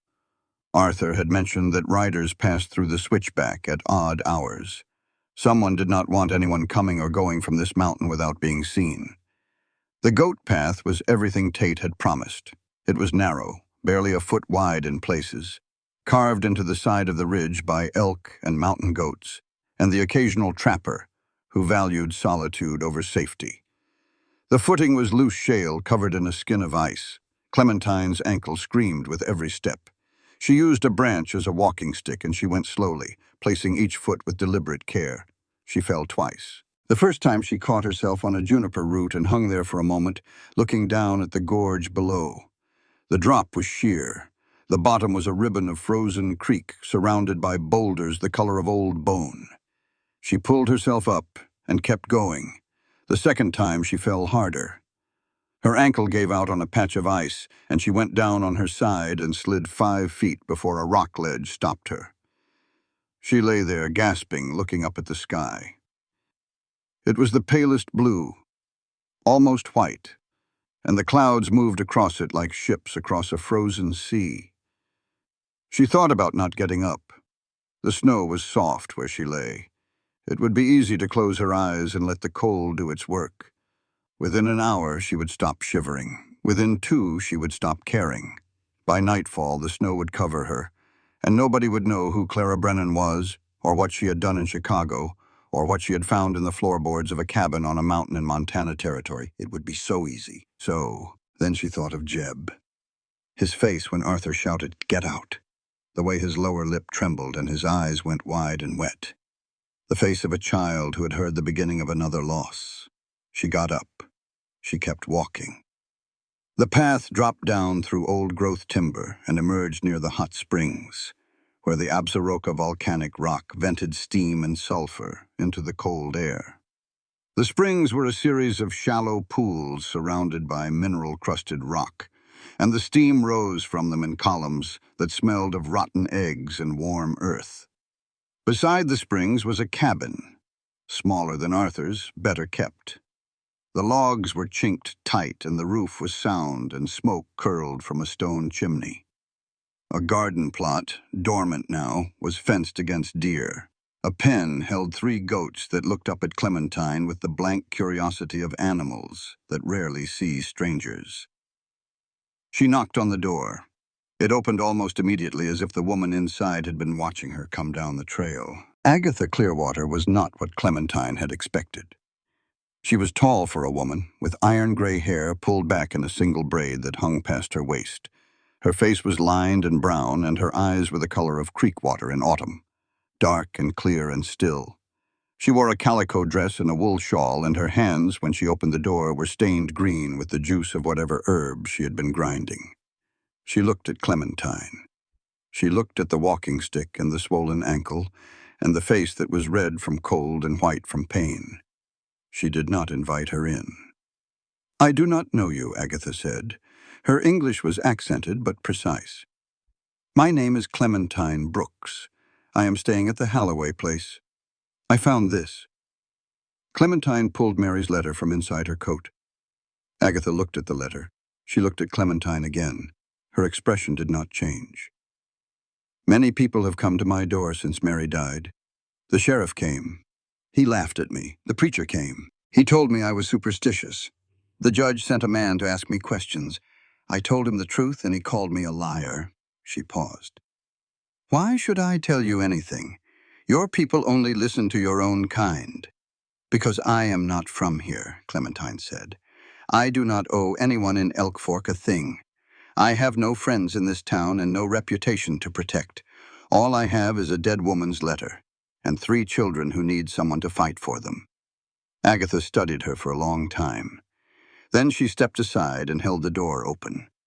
The cabin was warm and orderly and smelled of dried lavender and something astringent, like vinegar. Bundles of herbs hung from the ceiling beams. Jars of tincture lined a shelf above the wood stove. A mortar and pestle sat on the table, half full of crushed green leaves. Agatha poured Clementine a cup of tea from a pot on the stove. It was bitter and strong and tasted of willow bark. Clementine set Mary's letter on the table. "Tell me what you know," she said. Agatha sat down. She wrapped her hands around her own cup and looked into it as if she were reading something written on the surface of the tea. Then she began to talk. "In the autumn before Mary died," Agatha said, "I was gathering roots near the headwaters of the creek. I go there in October because the monkshood grows near the hot seeps, and the root is useful in very small amounts for joint pain. In large amounts it is deadly. I was there at dawn. I saw a man at the rock face where the arsenic-bearing water comes through. He had a chisel and a hammer, and he was working at the crack in the stone, widening it, making the opening larger so more of the tainted water would flow into the creek." "Who was it?" Clementine asked. Her voice was steady, but her heart was hammering. "It was not Arthur," Agatha said. "It was the sheriff, Cleet Barrow." Clementine closed her eyes. Agatha continued. "I watched him for half an hour. He did not see me. When he finished, he covered his work with lichen and dirt and went back down the trail. The next day, I tested the creek water. The arsenic was higher than it had ever been, not enough to kill quickly, but enough to sicken, enough to make a woman seem unstable, confused, easy to dismiss." "Did Puit order it?" Clementine asked. Agatha's face tightened. The judge did not want Mary dead. He wanted her home. He wanted her back under his roof where he could control her the way he always had. He told Barrow to make her sick, just sick enough that she could not manage the household, just sick enough that a court would grant him guardianship over her and the children. He thought he was saving her. Agatha paused. Her eyes were hard. "But poison does not obey a man's intentions." The arsenic built up in Mary's body over months. When I gave her the tincture and she improved, someone, Barrow, I think, replaced my medicine with something stronger. He was trying to undo my cure. He did not know what he was doing. The dose was wrong. Mary was already weak. Her body could not fight anymore. Agatha reached across the table and took Clementine's hand. Her grip was strong and dry. "He killed his own daughter," Agatha said. "Not with his hands. With his need to own her. And the terrible thing is, he knows it. He has known it since the day she died. That is why he blames Arthur. Because if Arthur is guilty, then Puit is innocent. And if Puit is innocent, then his daughter's death was someone else's fault, and he can go on living." Clementine stared at the table. The wood grain blurred. She thought of Pruitt's trembling hands holding the porcelain doll. She thought of his voice cracking on the word mother. She thought of Mary's line in the letter. Heartbreak can make a good man do ungodly things. There was one more thing. Agatha stood and went to a shelf. She took down a jar. Inside was creek water, cloudy and tinged with green. She placed it on the table. I collected this from the headwaters 2 years ago, before and after Barrow's work. The difference would be visible to any chemist. She reached into a wooden box and pulled out a pressed flower, purple-blue, with an arching hood shaped like a monk's cowl. "This is monk's hood," Agatha said. "Wolfsbane. Its root contains aconite, one of the deadliest poisons known. It does not grow naturally at the headwaters. Someone planted it there near the seep, where its roots would leach into the water and add to the arsenic. It was not an accident. It was a garden of death."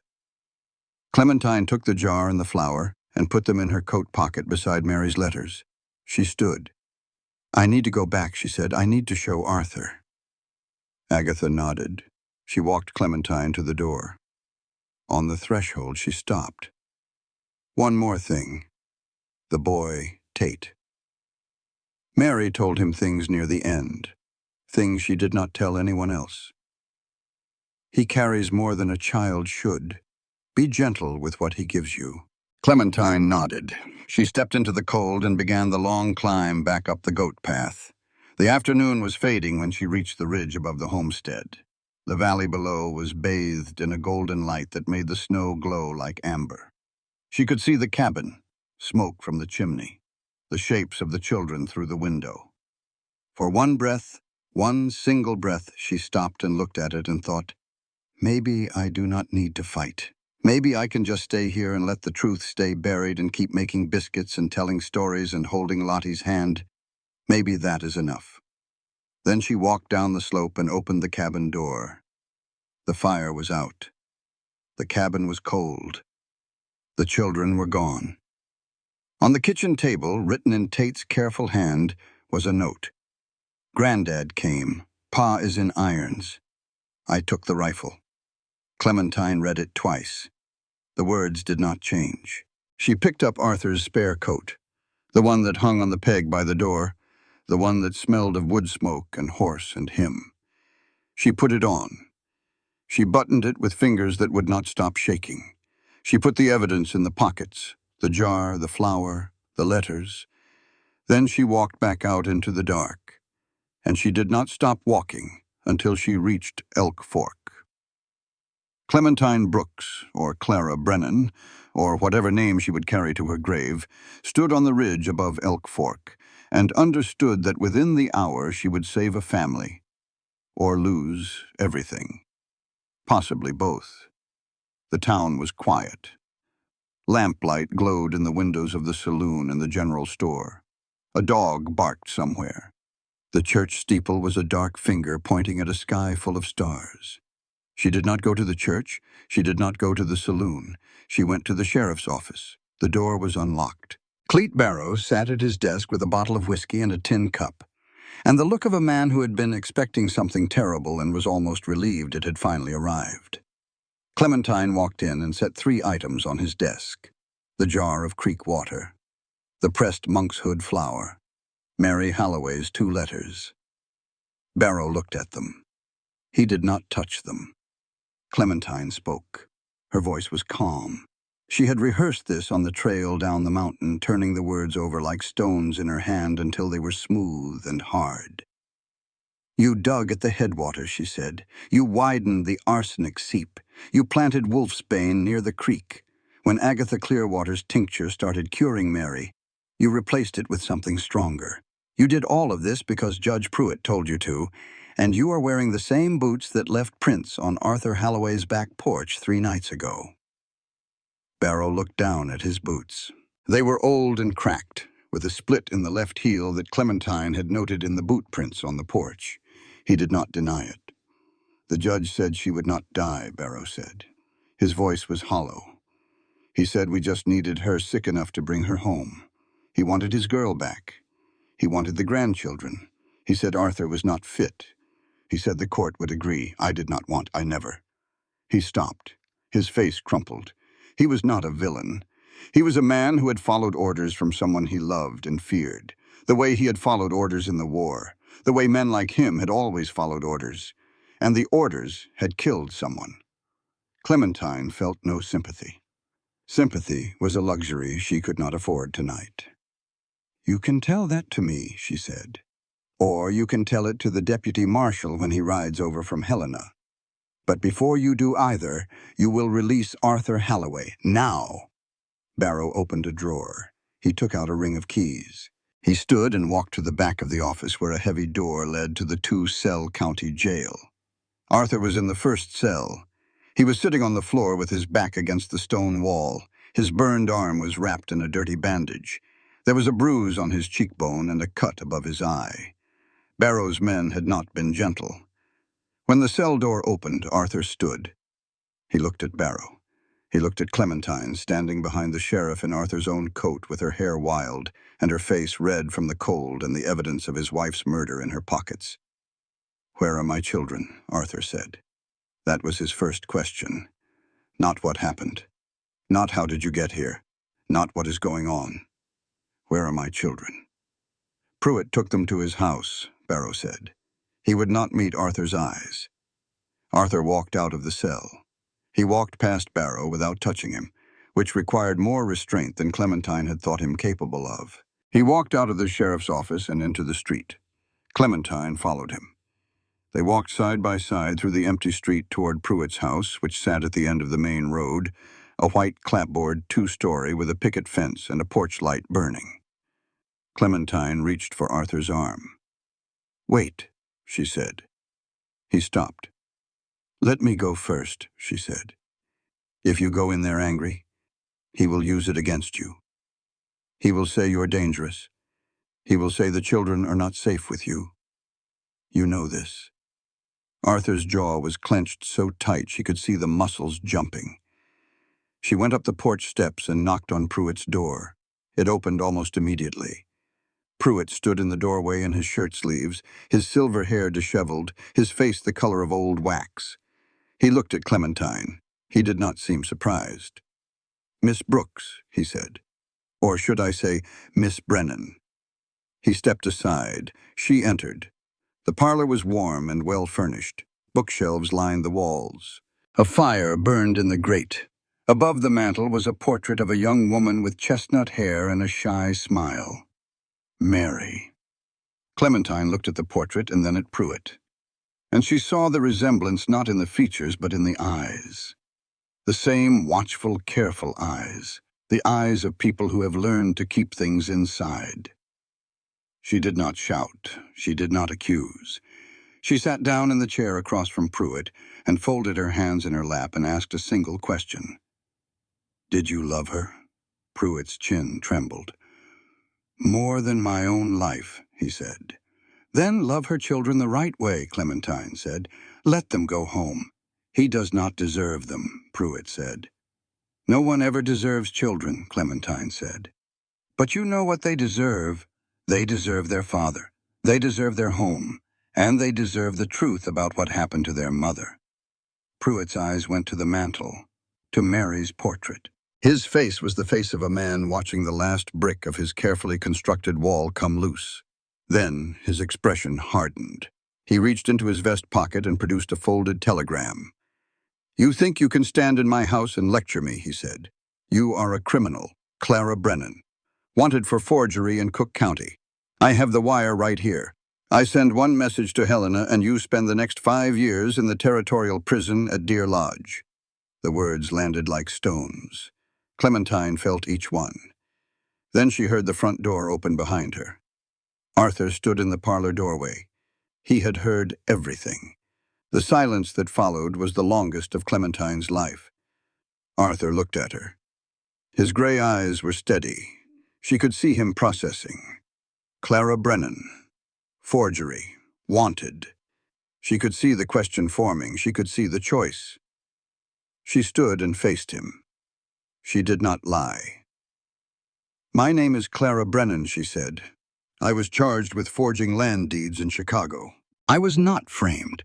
I knew the deeds were false, and I signed them anyway because I needed the money. 37 families lost their land because of what I did. Everything I told you about why I came here was a lie." She paused. Her voice did not break, though it wanted to. "But everything I have done since I walked through your cabin door has been the truth." Arthur looked at her for a long time. She could see his mind working behind those gray eyes. She could see him thinking about Mary, about all the times Mary had told him the truth and he had turned away, about what it cost him, about what it cost everyone. This time he did not turn away. He looked at Puit. "Send your wire," he said. "Have her arrested if that is what you need. But first you give me back my children." Puit looked at Arthur. He looked at Clementine. He looked at the portrait of Mary above the mantel. And something broke in him. Not loudly, not dramatically. It broke the way old wood breaks. A slow, splintering fibers giving way one by one, until the whole structure shifts and settles into a new shape. He walked to the foot of the stairs. "Tate," he called. His voice was hoarse. "Bring your brother and sister down." Tate appeared at the top of the stairs. He was holding the Winchester. His face was pale and set. Behind him, Lottie held Jeb's hand. Jeb's cheeks were streaked with dried tears. They came down the stairs. Jeb saw Clementine and broke free of Lottie's hand and ran across the parlor and threw his arms around her legs and buried his face in her coat. "Mama Clem," he said. And the dam Clementine had been holding since Chicago finally cracked and the tears came and she knelt and held him and did not try to stop them. Puit sank into his chair. He looked at his hands. They were the hands of a man who had held power for 40 years and had just let it go. "Take them home," he said. His voice was barely audible. Arthur reached down and picked up Jeb. He settled the boy on his good hip. He looked at Tate, who was watching from the bottom of the stairs. "Let us go, son," Arthur said. Tate walked to the door. He paused beside Clementine.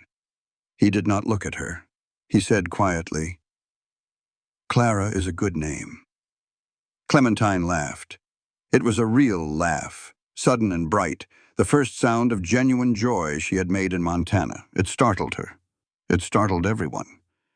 They walked out into the street, Arthur, Clementine, and 3 children.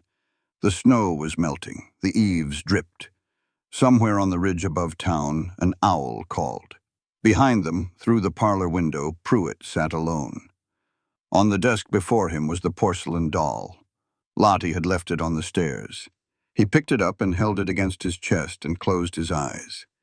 The portrait of Mary watched over him from the mantel, the shy smile, the careful eyes. The room was very quiet. The new barn did not go up in a single day the way it happens in storybooks. It took 3 weeks, and Arthur cursed every time he missed a nail. Spring came to the Elk Fork Valley the way it always did, in fits and starts, with sudden warm days that melted the snow into rushing streams, and cold nights that froze everything solid again. The aspens budded, and the meadow grass turned green in patches, and the elk moved back up to the high country, and the world remembered that it knew how to be alive. Clementine stood on the porch one April morning and watched Arthur wrestle a roof beam into place on the new barn frame. Tate was below, handing up nails. They did not talk much while they worked, but the silence between them had changed.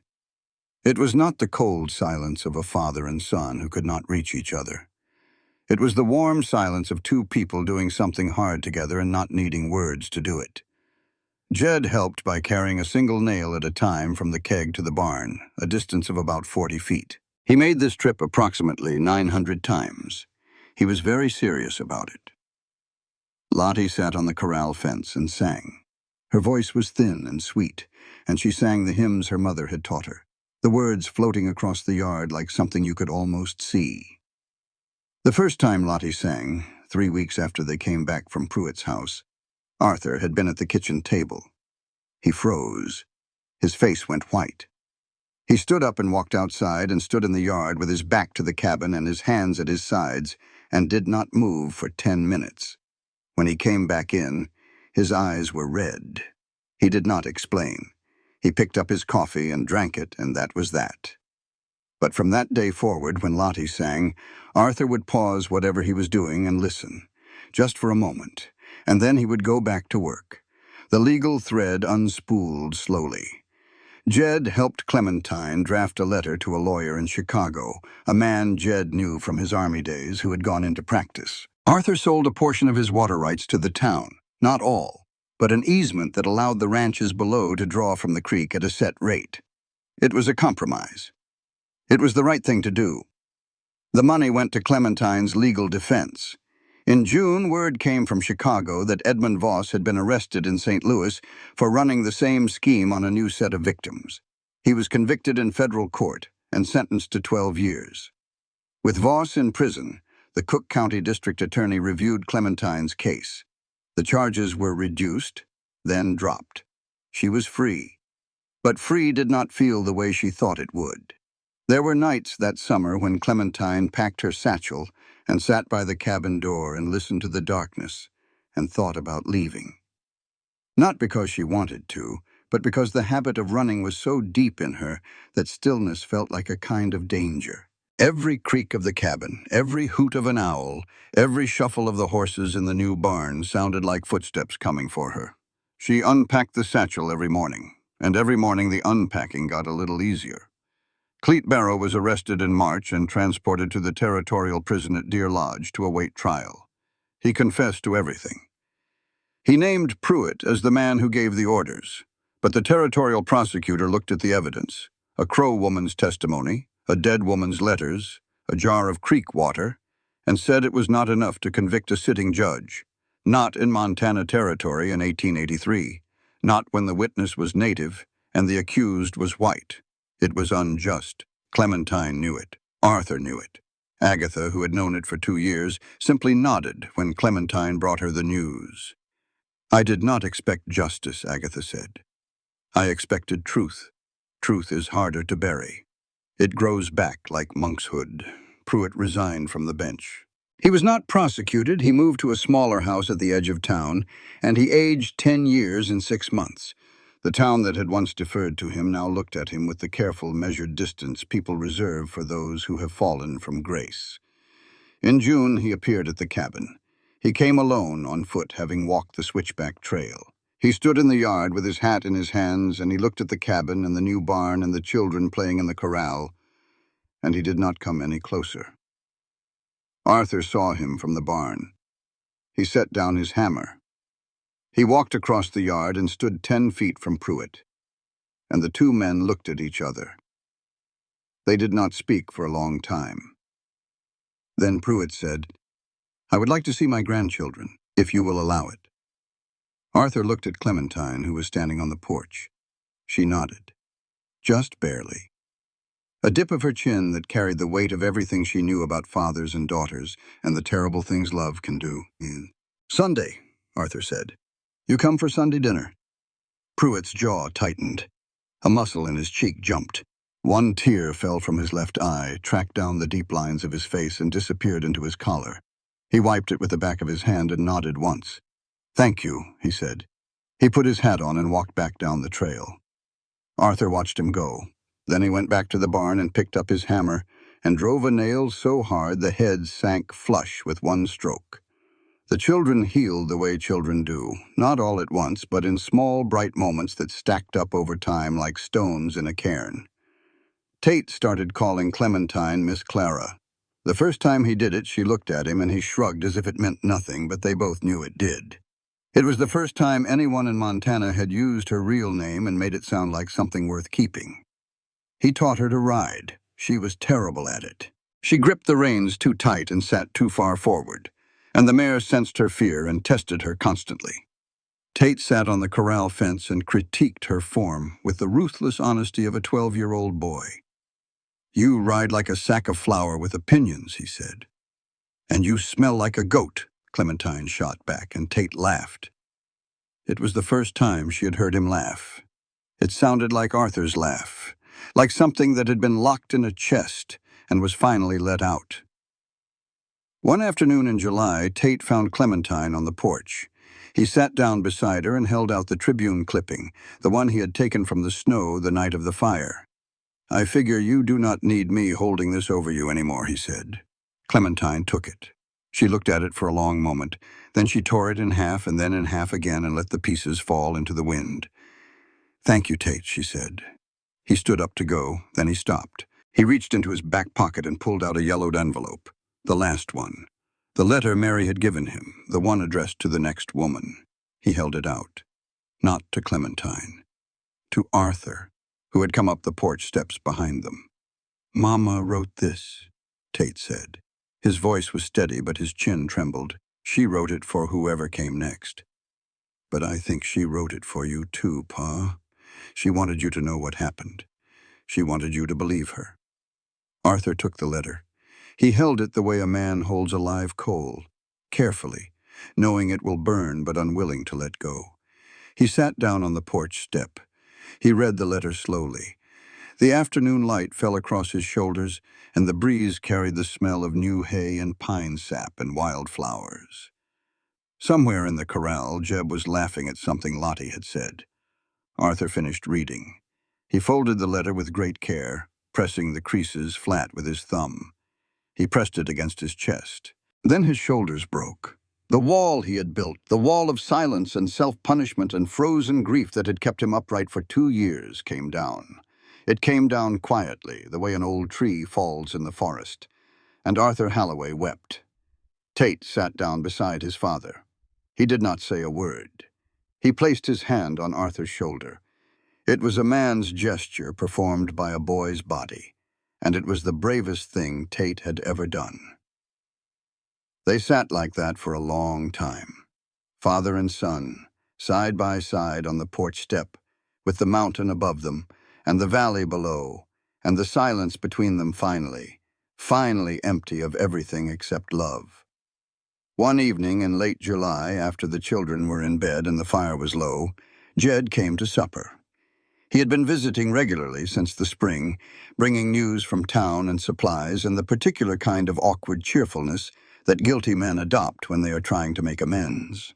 But this night was different. After the meal, after the coffee was poured and the dishes were cleared, Jed sat in the chair by the fire and could not stop fidgeting.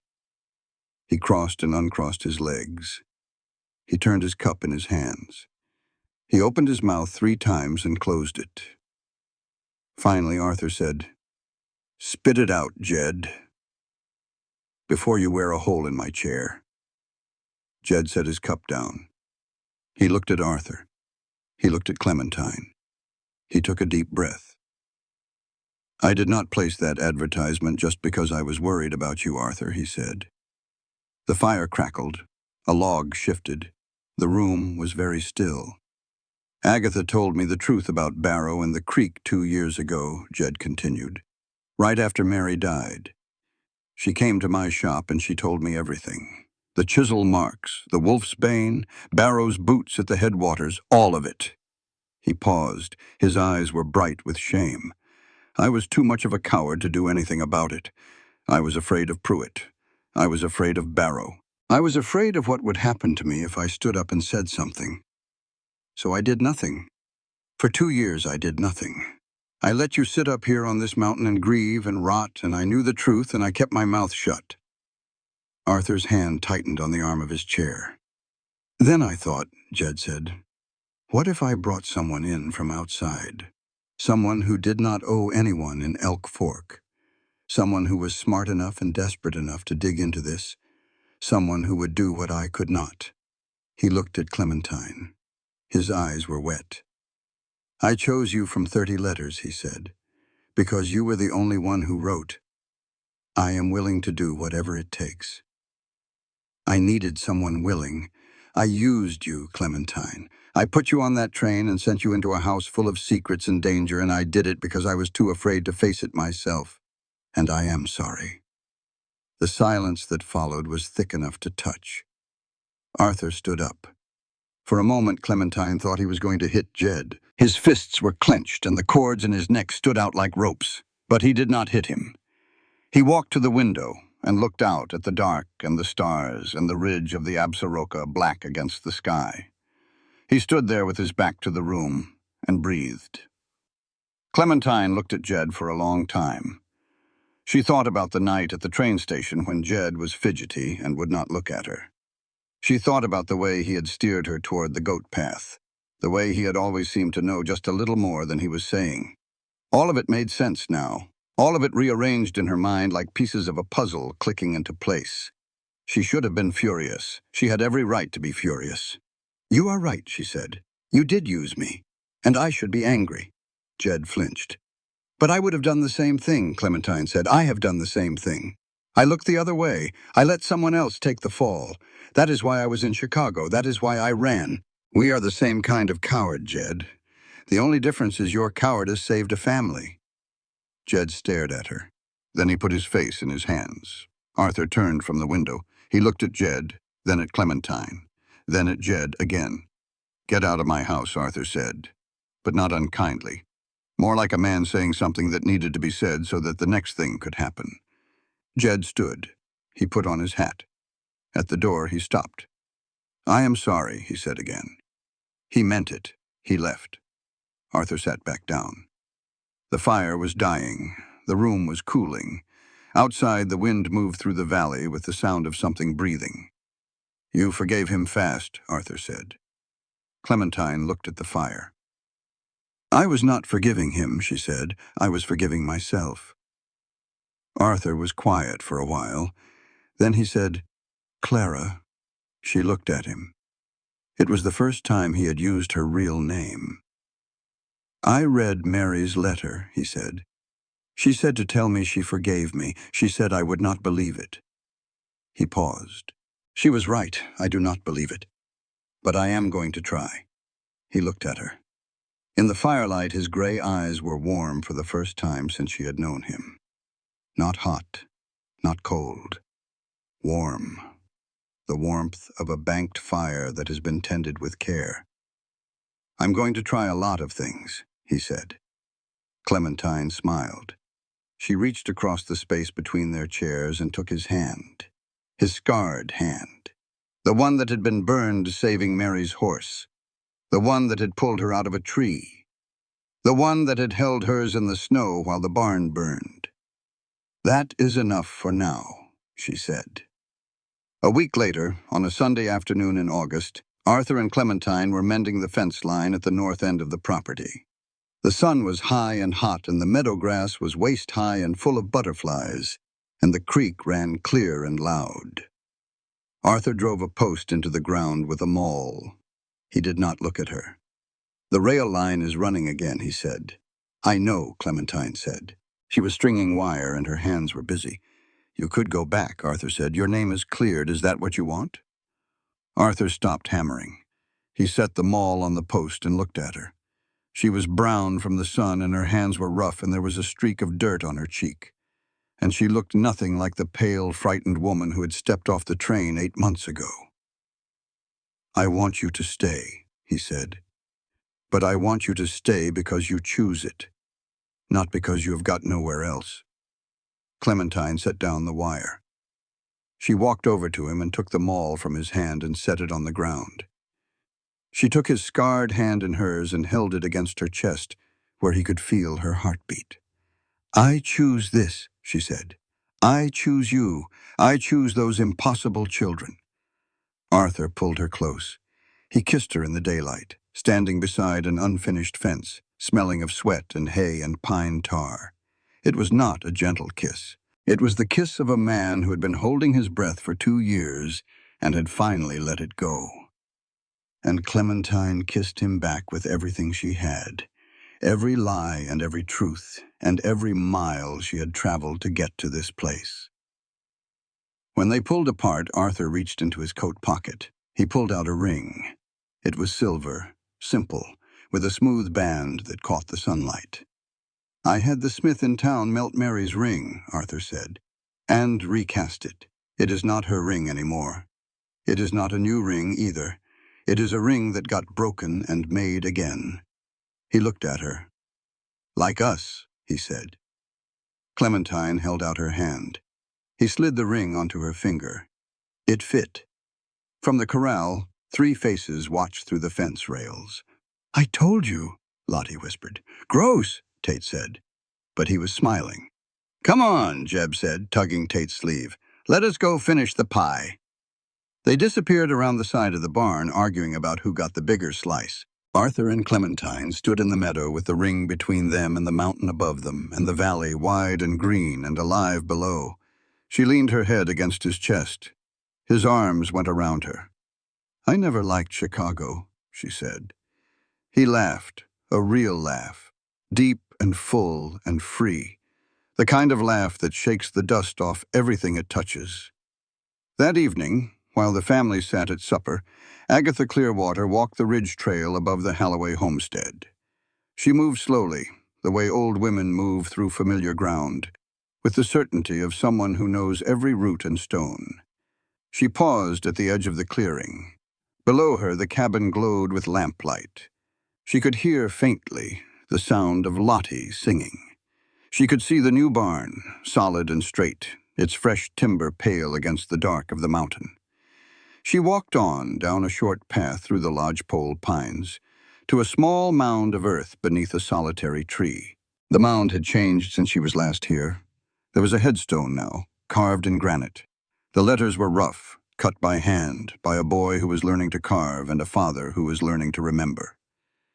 The stone read, "Mary Puit Halloway, beloved. Believed too late." Agatha knelt beside the grave. She reached into the pouch at her belt and drew out a single flower, a prairie aster, blue as the Montana sky, small and alive and trembling in the evening breeze. She laid it on the stone. "She stayed, Mary," Agatha whispered. "Like you said someone would. Rest now." She stood. She looked down at the homestead one more time. The lamplight, the smoke, the sound of a family having supper together, which is the oldest and most ordinary miracle in the world.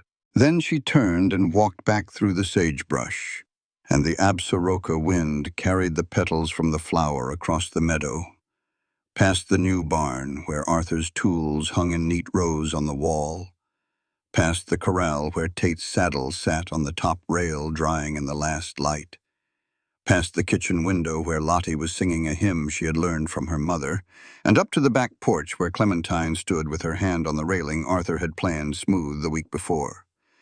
The wood still smelled of new sap. She pressed her palm against it and felt the grain smooth and warm from the day's sun. She had come to Montana to disappear. She had come with a false name and a real guilt, and nowhere in the world to stand.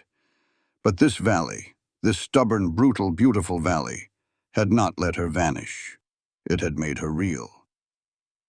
The stars were coming out over the Absaroka. The creek sang in the dark. And on the railing beside Clementine's hand sat a small carved bird, a swallow, whittled from pine by a 12-year-old boy who had once said that everyone leaves. She picked it up. She held it in her palm. She looked at the stars. And for the first time in her life, Clementine did not want to be anywhere else in the world. Now, if this story taught us anything, it is this. The family you are born into is a matter of luck. But the family you choose, the one you fight for and bleed for and stand up for, even when it costs you everything, that family is a matter of courage. Clementine did not find love on that mountain by accident. She found it by deciding to stop running. And Arthur did not find redemption by being forgiven. He found it by finally choosing to believe. So let me ask you this.